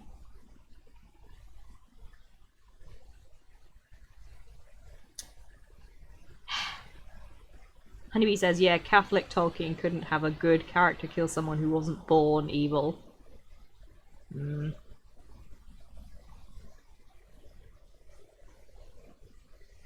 Little Petrock says, does Gandalf see a difference between people and random animals or plants? Or are they all so below him that it doesn't matter? I'm pretty sure... I'm sure there's a mild difference, but it's more a categorization difference. Like, he's like, these people I can manipulate and I have to talk to. And these people I can just manipulate easily without, like, plants and animals and stuff. I can just ask them to do shit for me and they probably will. Humans need a little bit more handling. Like, more like people with souls need a bit more handling. He sees a difference. He does not know. He doesn't care. No. No, he does not care. He does not care. I need you to show 1 ounce of Gandalf caring about people. He never does. I've never seen a moment where Gandalf actively, like, he says he cares. At points he says and claims he cares. But I'm pretty sure he's only saying that so that people will be sympathetic to him and not call him out for all his bullshit that he does. I'm just so mad. We've got to stop this now. We'll take down Breaking for 11s. We're going to keep going with the reading.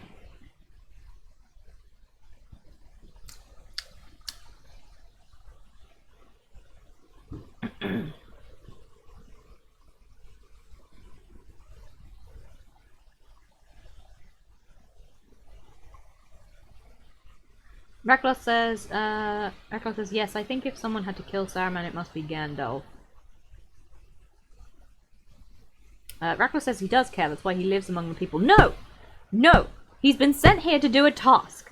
He's been sent here to do a task, and if he doesn't complete it, then it looks bad on his resume in Valinor.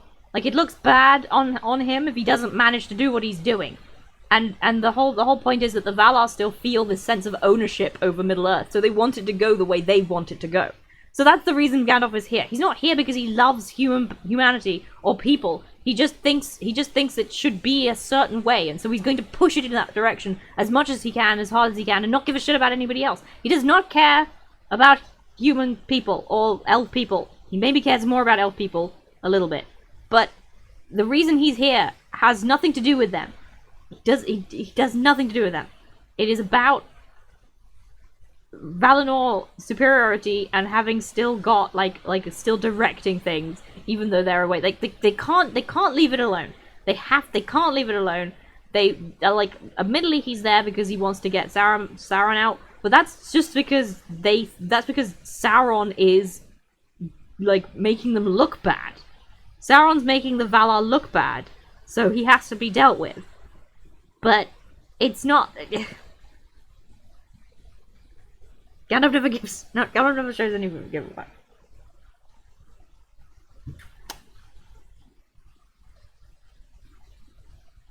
Reckless says, "Oh God, do you know that Sauron thought the exact same thing you're saying now?" Well, then Sauron was right about one thing.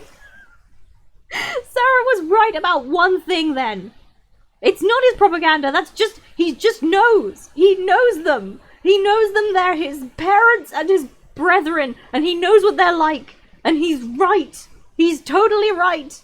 And like if we hear like listen to what Sauron is saying then. So like listen to them Aina, because they're all the same. All Aina are the same. Just don't trust any Aina ever. They're all the same. So Reckless is real mad at me. Sauron knows these people. No, Sauron knows these people, and he's saying exactly what he believes is the truth. And he's right. He's right. And he is right because he knows what they'll do. Like, he knows that they'll do these things. Little Thugtruck says it's true. Sometimes the worst person you know makes a great point. Reklos asks, is there going to be human sacrifice in the next stream? No, because I would never sacrifice humanity. I would sacrifice an Aina, though. I would sacrifice Gandalf. Listen, this is the thing. If your base logic is don't trust any Aina ever, no matter what, then you're fine. You can't do anything bad. Nothing bad can happen to you if you're just like, no Aina ever will I trust ever, and then that's it, and you're scot-free. It's just that the problem with Sauron is that he convinced people that he wasn't part of them. Like, he wasn't an Aina. Like, no, I don't think the same way as Aina do. They're all so up themselves, and they have all this control over Middle-earth and all of that stuff. But I'm different. I like freedom. And then people believed him like chumps. But no, just don't believe anything that the Aina say, and you're fine. You're like, well, oh, like if our Farazon had just listened to Sauron what he was saying and then gone, no, I mean I think you're right, but I think you're also just as bad because like aren't you also an Aina? And then they kicked him out, and that was that, and maybe stabbed him. Also, and then it's fine, and nothing bad happens.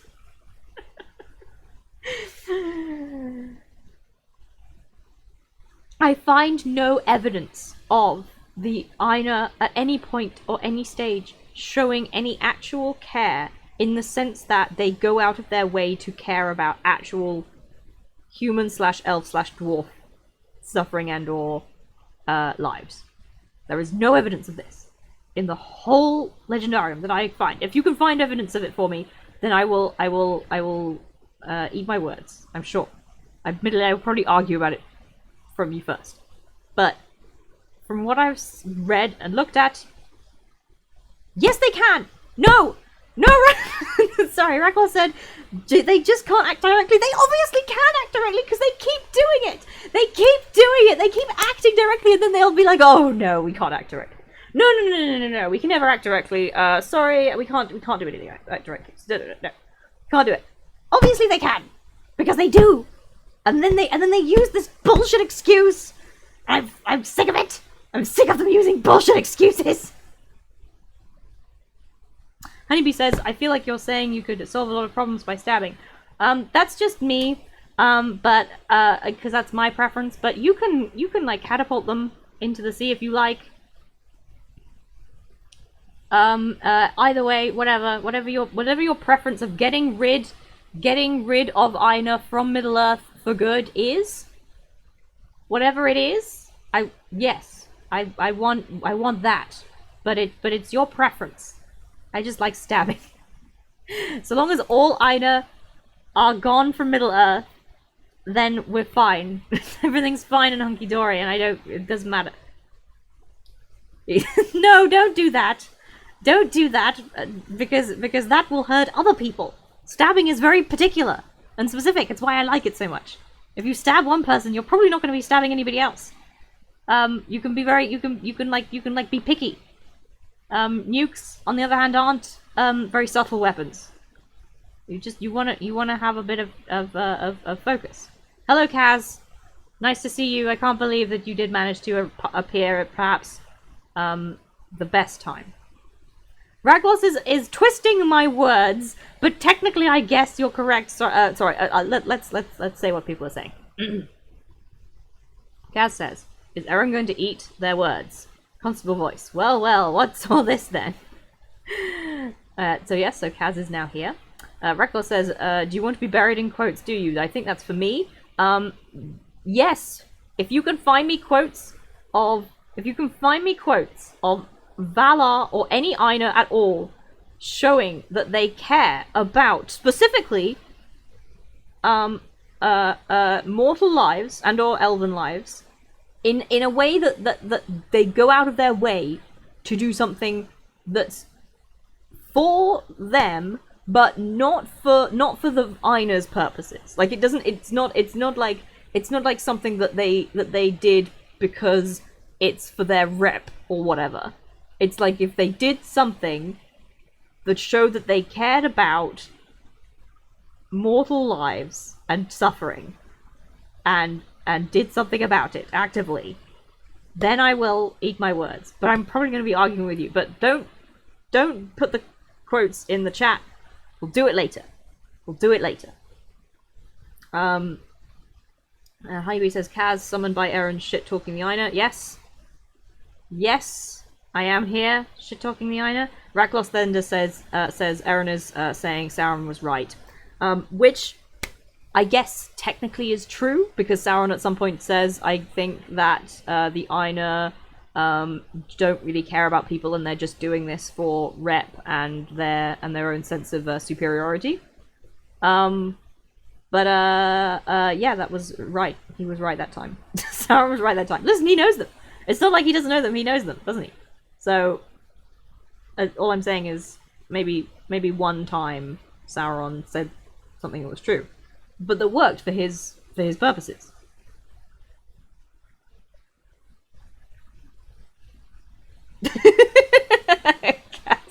Poor Kaz. Kaz has not been in some of these streams for a while, and it's fun because like for the past few streams, like I haven't been very anti. Last stream I was nice about Aragorn.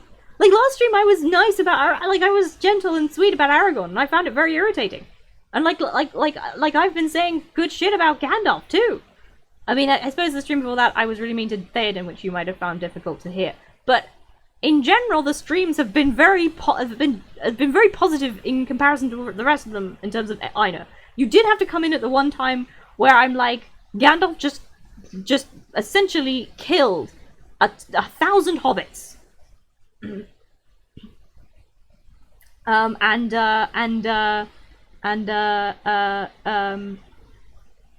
I'm just not for it. And I'm going spare about it. It's just the worst shit. Yes, let's go back to, okay. I'm gonna read the chat, I'm gonna answer it, and then I'm gonna continue reading.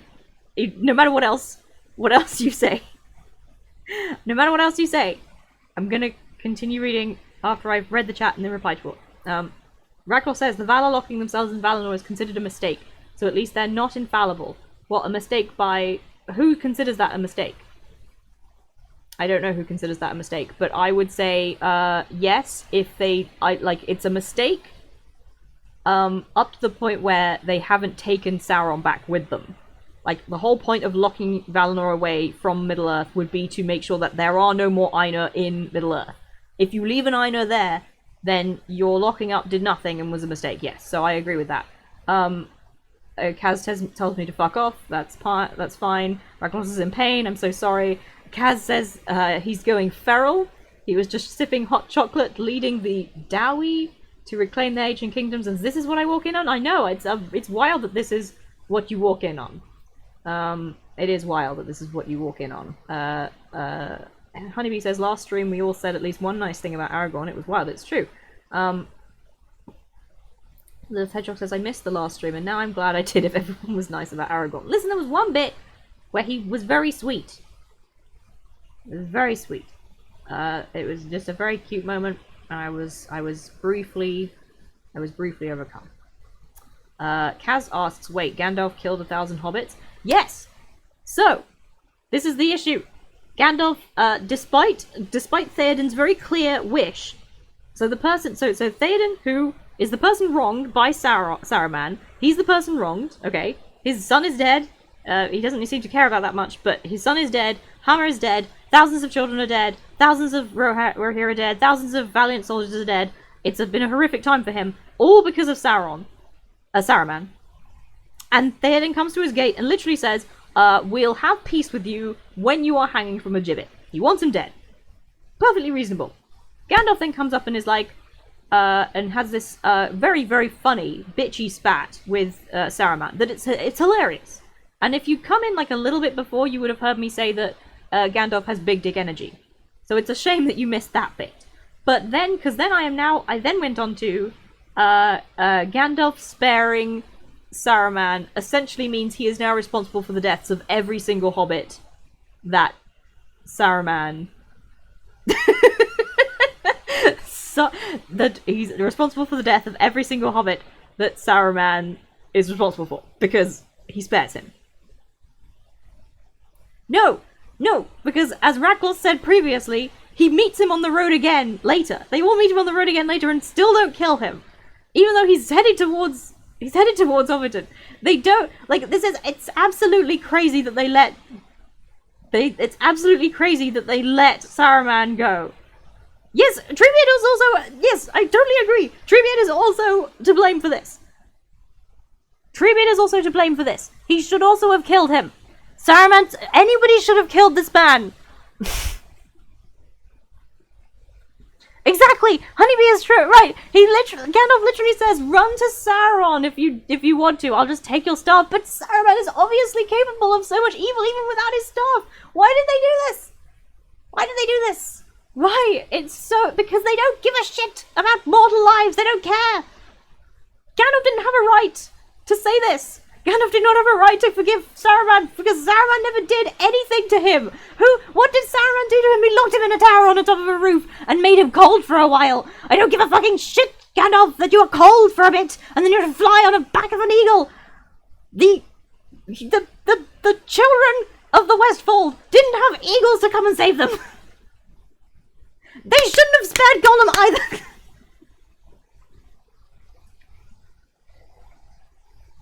Well, Gollum was one creature that, on the one hand, Gollum, one creature, okay? It is a different situation. One creature so Bilbo spared him because he was one creature in the bowels of the earth.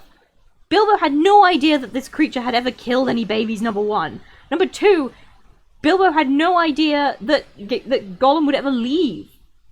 Sorry, it's not thousands of babies, so it's like 5 or 6, I guess. So never mind. That's not the point. Gollum didn't seem like a threat. Like, there's no way you could have known there's no way that Bilbo could have known that Gollum was this massive threat. He was just like a wretched little dude, and he was a wretched little dude, and Bilbo didn't want to kill him out of cold blood, he didn't want that, which is understandable.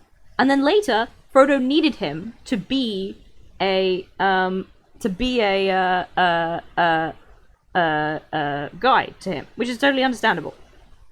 And again, you don't want to, and they're like they're like hobbits. They don't want to fight him either. Like, they don't want to do this.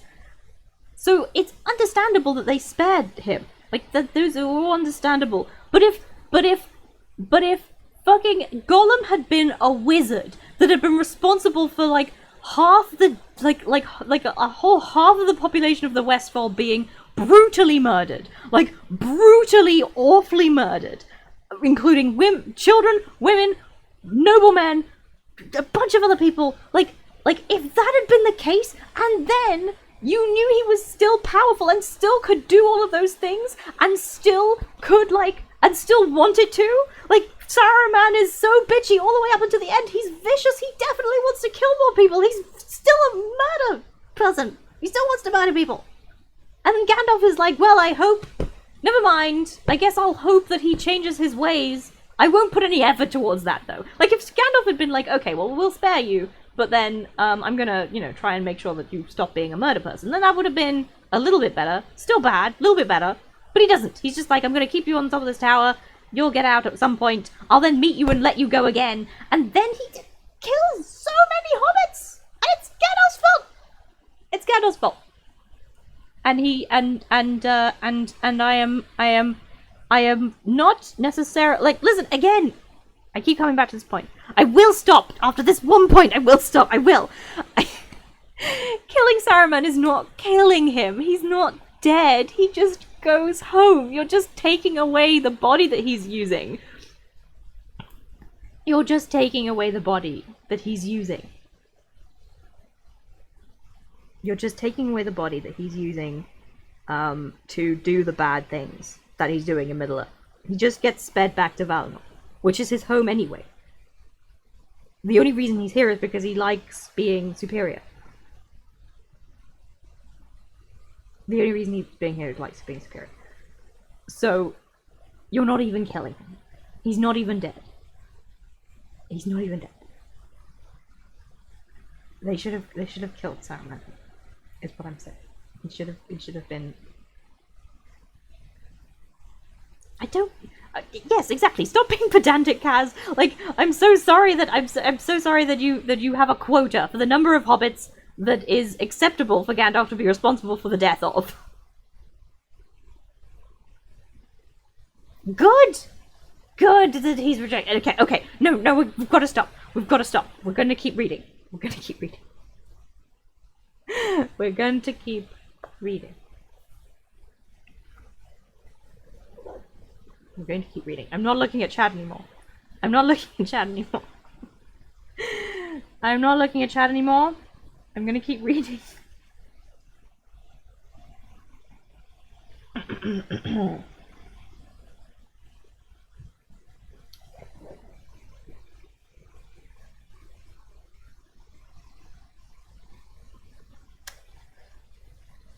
Oh, thank you, Lilith Hedgehog. I will read just for that. We'll take off the text, and we're going to keep reading, and I'm going to stop looking at chat now. I'm going to stop looking at chat.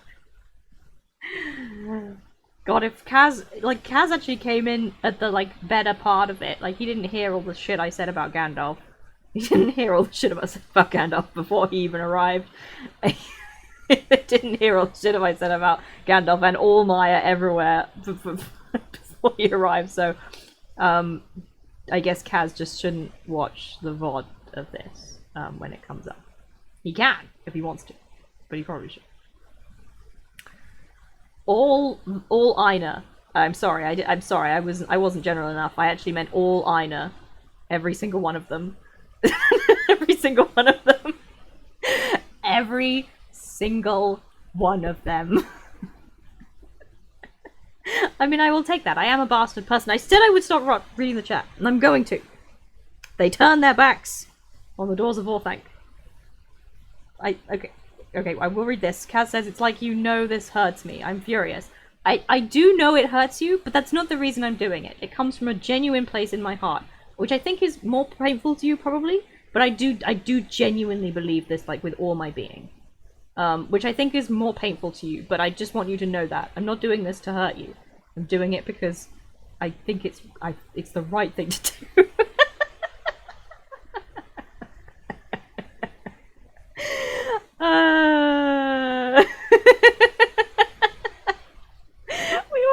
wormhole enemies.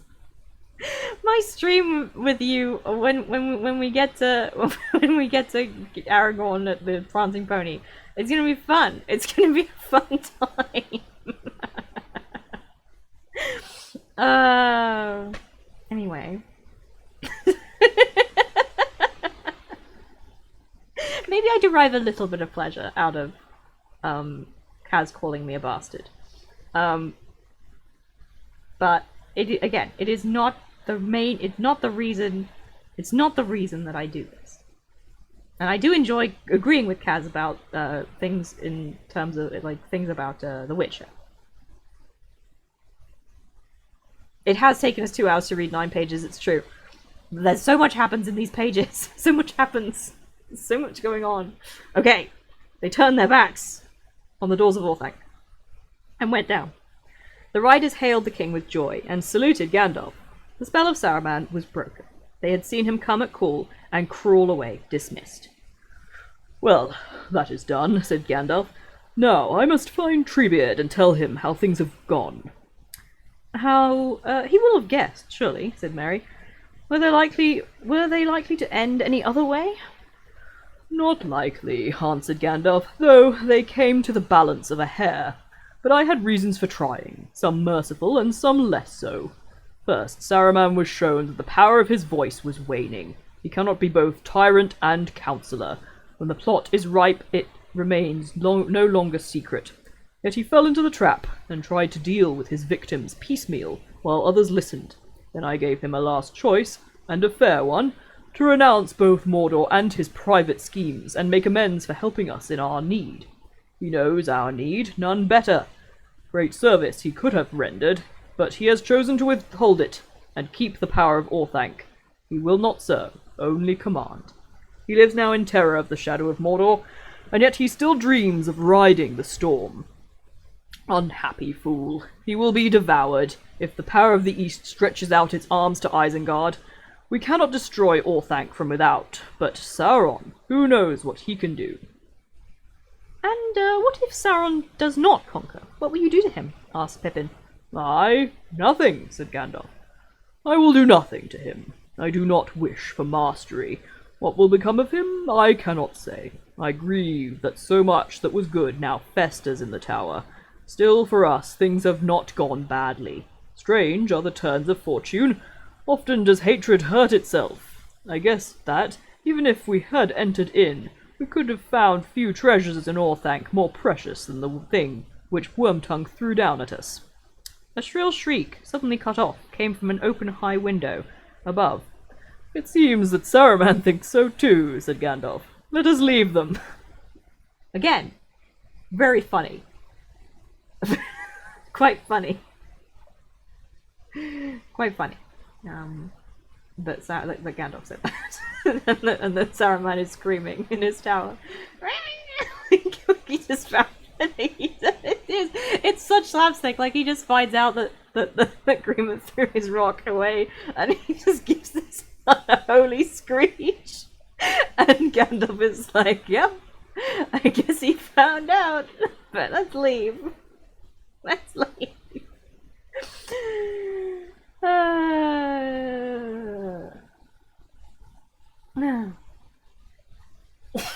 Yes, the I can't do it. Jamie did it so perfectly.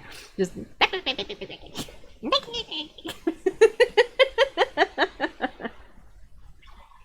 I need a soundboard player, but it's just full of things that Jamie has said and made noises about. And it's just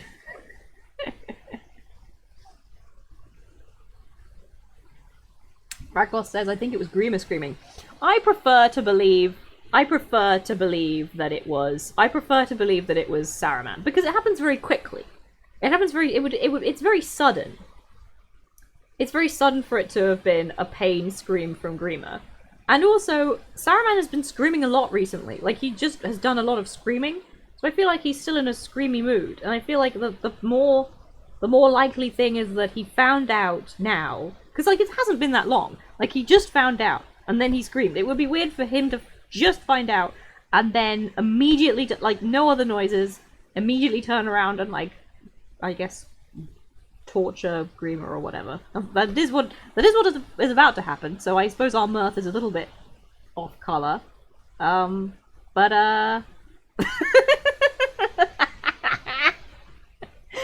Lowen's just said lipstick in my Valentino white bag, which is a reference to a vine. If anyone else didn't notice, but it's very funny. Okay. Keep going. They returned now to the ruins of the gate. Hardly had they passed out under the arch when, from among the shadows of the piled stones where they had stood, Treebeard and a dozen other Ents came striding up. Aragorn, Gimli, and Legolas gazed at them in wonder. "Here are 3 of my companions, Treebeard," said Gandalf. "I have spoken of them, but you have not yet seen them." He named them one by one. The old Ent looked at them long and searchingly, and spoke to them in turn. Last, he turned to Legolas. Oh God, I need to do Treebeard's voice with Gandalf's voice. Let's see how this goes. So, you have come all the way from Mirkwood, my good elf. A very great forest it used to be. And still is, said Legolas, but not so great that we who dwell there ever tire of seeing new trees. I should dearly love to journey in Fangorn's wood. I scarcely passed beyond the eaves of it, and I did not wish to turn back. Treebeard's eyes gleamed with pleasure. Oh, I hope you may have your wish, ere the hills be much older, he said. I will come if I have the fortune, said Legolas. I have made a bargain with my friend that, if all goes well, we will visit Fangorn together by your leave. Many elf that comes with you will be welcome, said Treebeard. The friend I speak of is not an elf, said Legolas. I mean Gimli, Glóin's son, here. Gimli bowed low, and the axe slipped from his belt and clattered on the ground. Of course it did! How many times have you bowed, Gimli? Why is it happen? It has to happen right now? Right now it has to, never mind. Now, said Treebeard, looking dark-eyed at him. A dwarf and an axe-bearer. I have good will to elves, but you ask much. This is a strange friendship. Strange it may seem, said Legolas, but while Gimli lives, I shall not come to Fangorn alone. His axe is not for trees, but for orc necks. O Fangorn, master of Fangorn's wood. 42 he hewed in the battle.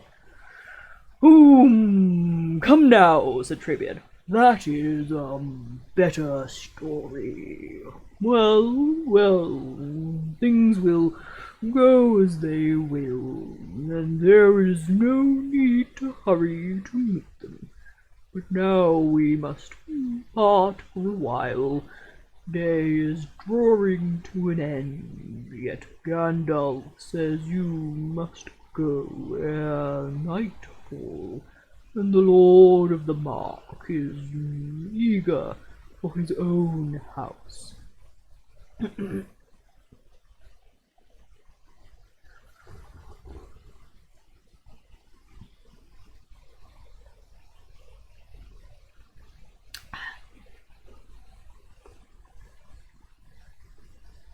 Oh, Jud is doing Gimli dirty most of the time.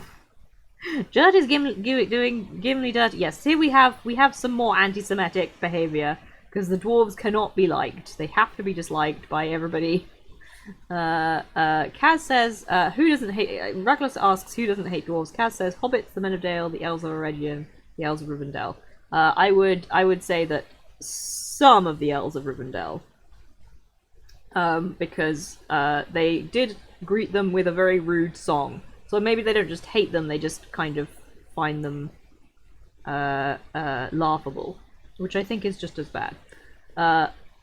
Lowen says, what do Gondorians think of dwarves, since they seem to have no direct relationship? There's some mention of That is valid. Kaz says, yeah, but those are Rivendell elves who find everyone laughable. This is true. Rivendell elves are all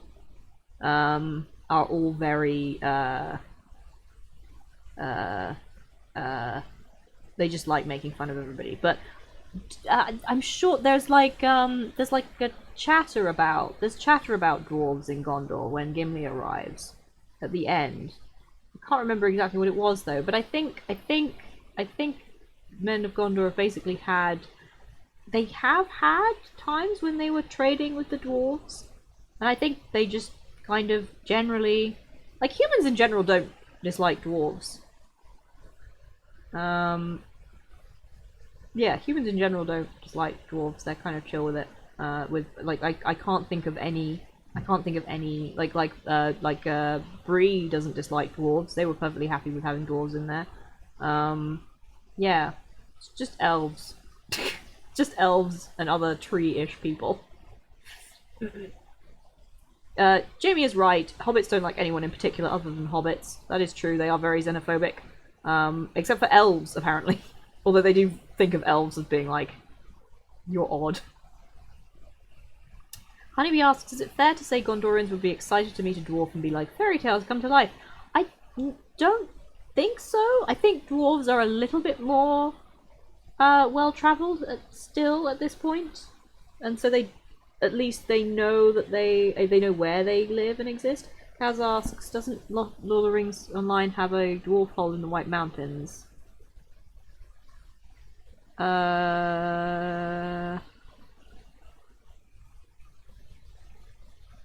Yes.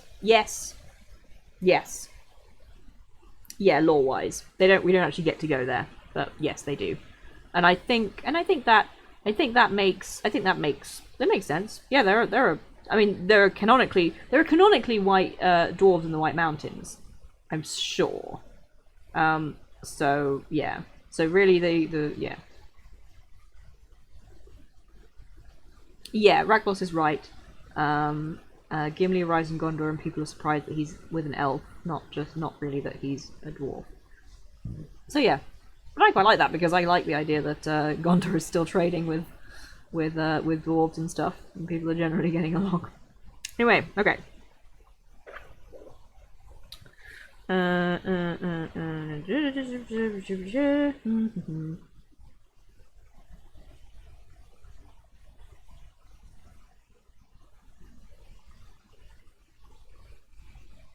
Yes, the Lord of the Mark is eager for his own house. Yes, we must go, and go now, said Gandalf. I fear that I must take your gatekeepers from you, but you will manage well enough without them. Maybe I shall, said Treebeard, but I shall miss them. We have become friends in so short a while that I think I must be getting hasty, growing backwards towards youth, perhaps. But there they are, the first new thing under sun or moon that I have seen for many a long, long day. I shall not forget them. I have put their names into the long lists. Hence will remember them. Hence the earth-born old mountains, the wide waters, water drinking, and hungry as hunters, the hobbit children, the laughing folk, the little people. They shall remain friends as long as leaves are renewed. Fare you well. But if you hear news up in your pleasant land in the Shire, send me word. You know what I mean. Word or sight of the Entwise. Come yourselves if you can. Oh, we will, said Merry and Pippin together. Then they turned away hastily. Treebeard looked at them and was silent for a while, shaking his head thoughtfully. Then he turned to Gandalf. Oh, they turned away hastily because they were going to cry! Ah! It's really cute! Fuck! They were going to cry, so they turned away!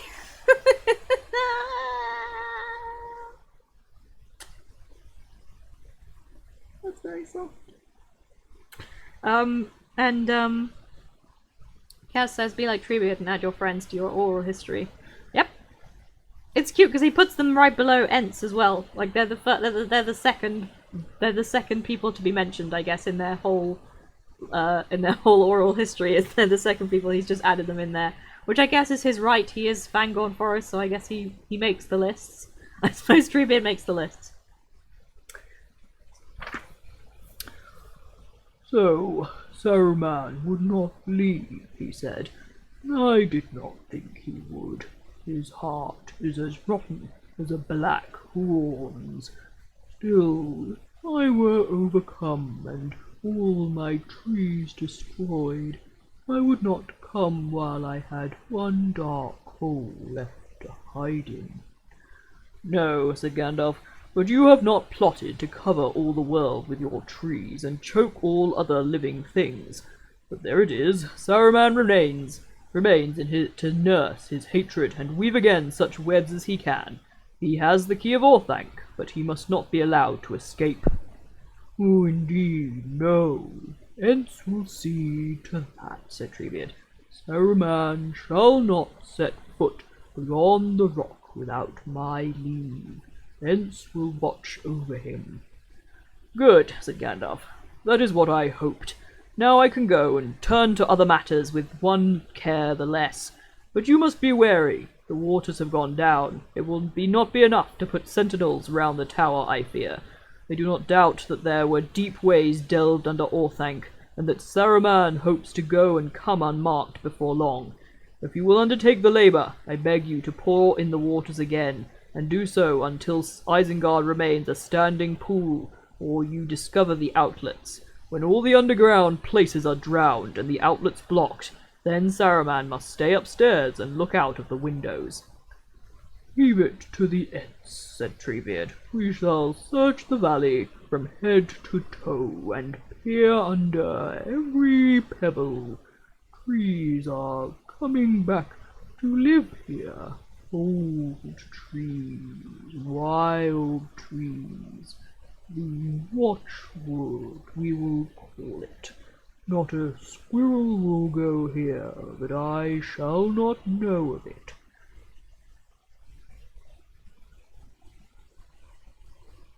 Leave it to Ents, until 7 times the stars in which he tormented us have passed. We shall not tire of watching him.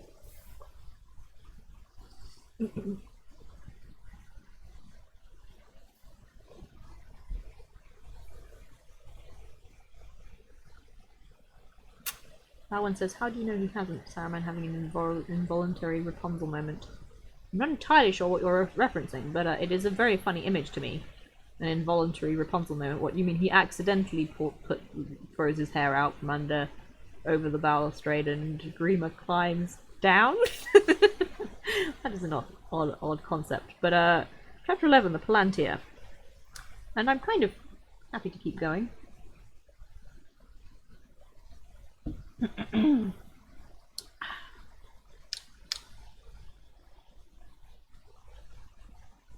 Yes, being confined. Yes, I suppose. Yes, yes, he's being confined to a tower.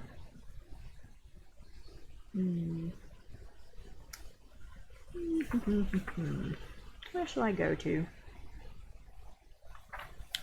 How long is the Palantir? Ooh, quite away. Quite? Oh, actually not that much. 1, 2, 3. We'll give it a go. We'll give it a go. I would actually quite like to start next stream with Frodo and Sam. I would quite like to start with Frodo and Sam next stream. So we'll give this one a go. The sun was sinking behind the long western arm of the mountains when Gandalf and his companions and the king with his riders set out again from Isengard. Gandalf took Merry behind him, and Aragorn took Pippin. 2 of the king's men went on ahead, riding swiftly, and passed soon out of sight into the valley. The others followed at an easy pace.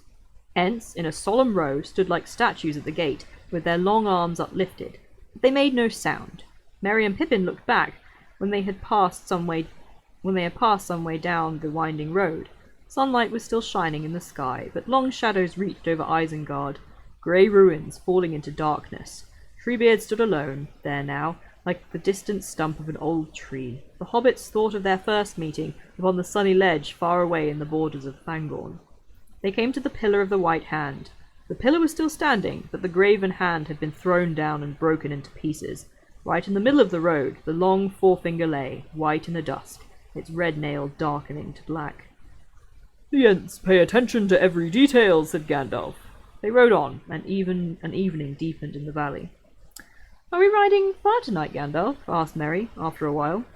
"I don't know how you feel with small ragtag dangling behind you. The ragtag is tired and will be glad to stop dangling and lie down." "So you heard that," said Gandalf. "Don't let it rankle. Be thankful no longer words were aimed at you. He had his eyes on you, if it is any comfort to your pride. I should say that, at the moment, you and Pippin are more in his thoughts than all the rest of us. Who you are, how you came there and why, what you know, whether you were captured, and if so, how you escaped when all the orcs perished. It is with those little riddles that the great mind of Saruman is troubled. A sneer from him, Meriadoc, is a compliment if you feel honoured by his concern." "Well, thank you," said Merry. "But it is a great honour to dangle at your tail, Gandalf. For one thing, in that position, one has a chance of putting a question a second time. Are we riding far tonight?" Fucking yes. God, I love Merry so much. Gandalf laughed. "A most unquenchable hobbit. All wizards should have a hobbit or two in their care, to teach them the meaning of the word, and to correct them. I beg your pardon, but I have given thought even to these simple matters. We will ride for a few hours, gently, until we come to the end of the valley. Tomorrow we must ride faster. When we came, we meant to go straight from Isengard back to the king's house at Edoras over the plains, a ride of some days, but we have taken thought and changed the plan. Messengers have gone ahead to Helm's Deep to warn them that the king is returning tomorrow. We will ride from there with many men to Dunharrow by paths among the hills. From now on, no more than 2 or 3 together are to go openly over the land, by day or night, when it can be avoided." "Nothing or a double helping is on... excuse me. "Nothing or a double helping is on your way," said Merry. "I'm afraid I was not looking beyond tonight's bed. Where and what are Helm's Deep and what are Helm's Deep and all the rest of it? I don't know anything about this country." "Then you'd best learn something if you wish to understand what is happening. But not just now, and not from me. I have too many pressing things to think about." "All right, I'll tackle Strider by the campfire. He's less testy. But why all this secrecy? I thought we'd won the battle."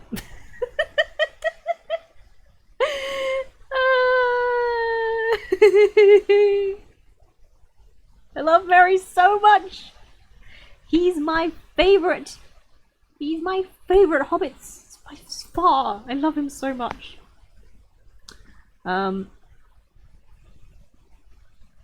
Rackloss says, "This is us. Are we reading far ahead tonight?" I don't think... I'm going to try and get through... As much as this sounds really ambitious, I'm going to try and get through 6 pages. Or 7 pages.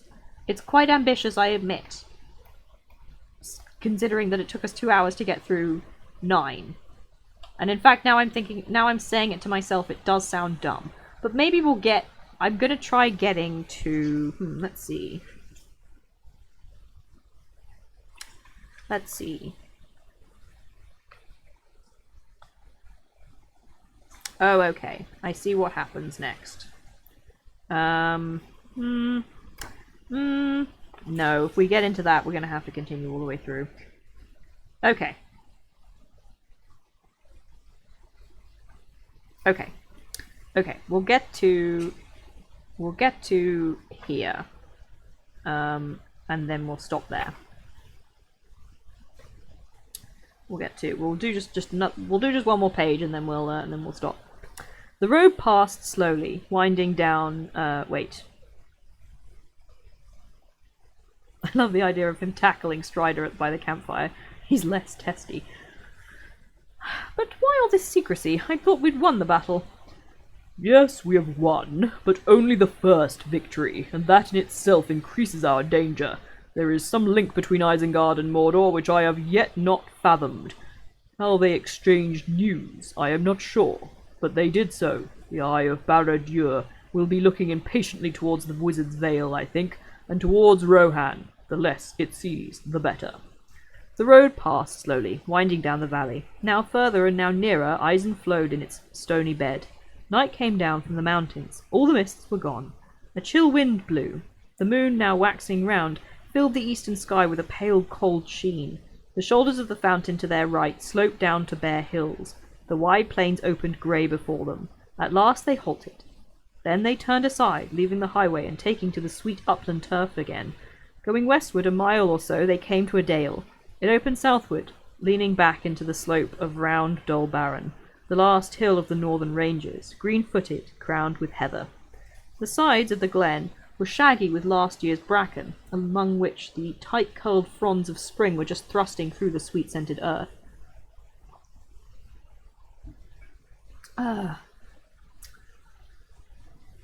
Thorn bushes grew thick upon the low banks, and under them they made their camp. 2 hours or so before the middle of the night, they lit a fire in a hollow down among the roots of a spreading hawthorn, tall as a tree, writhen with age, but hale in every limb.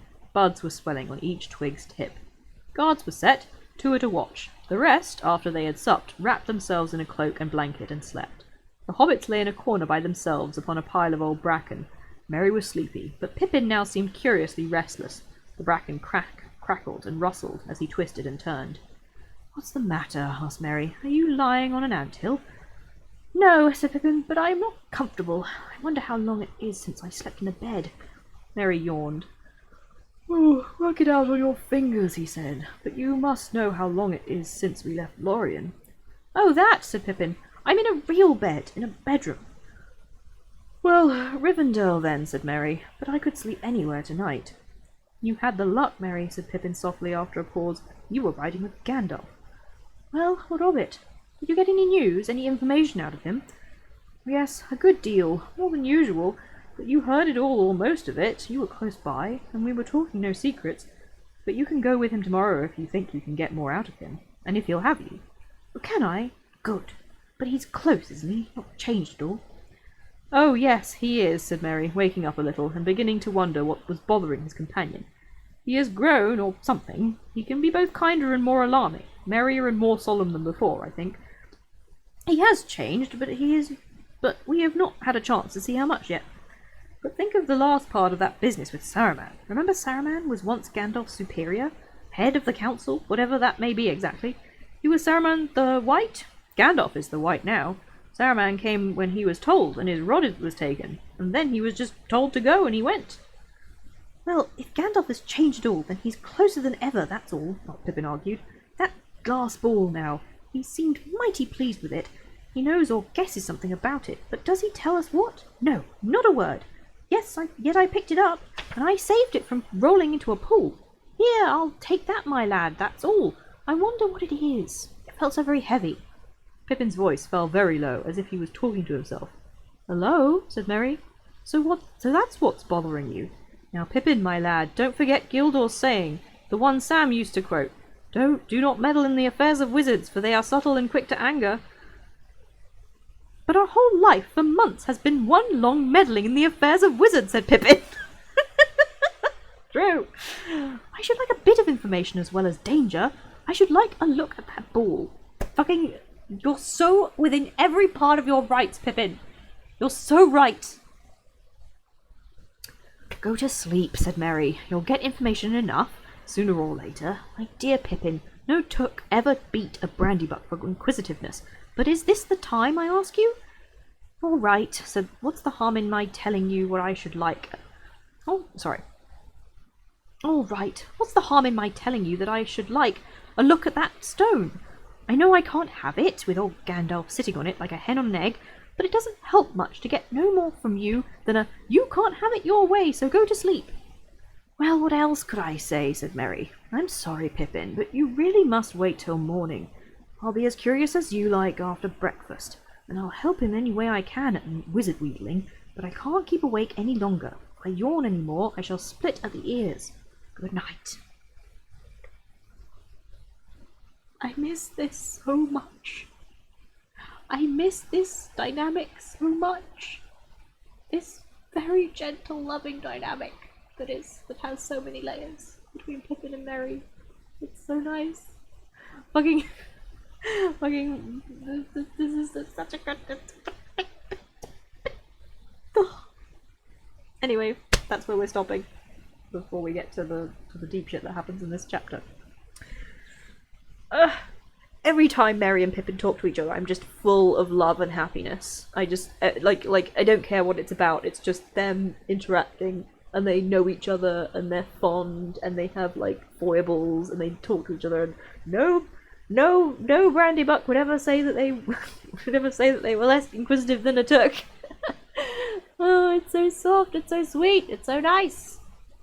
But yes, that's it. We are over halfway. We're very close to nearly 2/3 of the way through. Very close. I can't believe that it's a really thick, heavy bit that is just Sam and Frodo, which is gonna be cool. I actually quite like that. I quite like that a lot. You're all very welcome. You're all very welcome. I had a great time. Despite arguments and shouting, I had a great time. It's always fun. We haven't had a good row. We haven't had a good row for a while, and I was feeling it coming, so I'm very glad.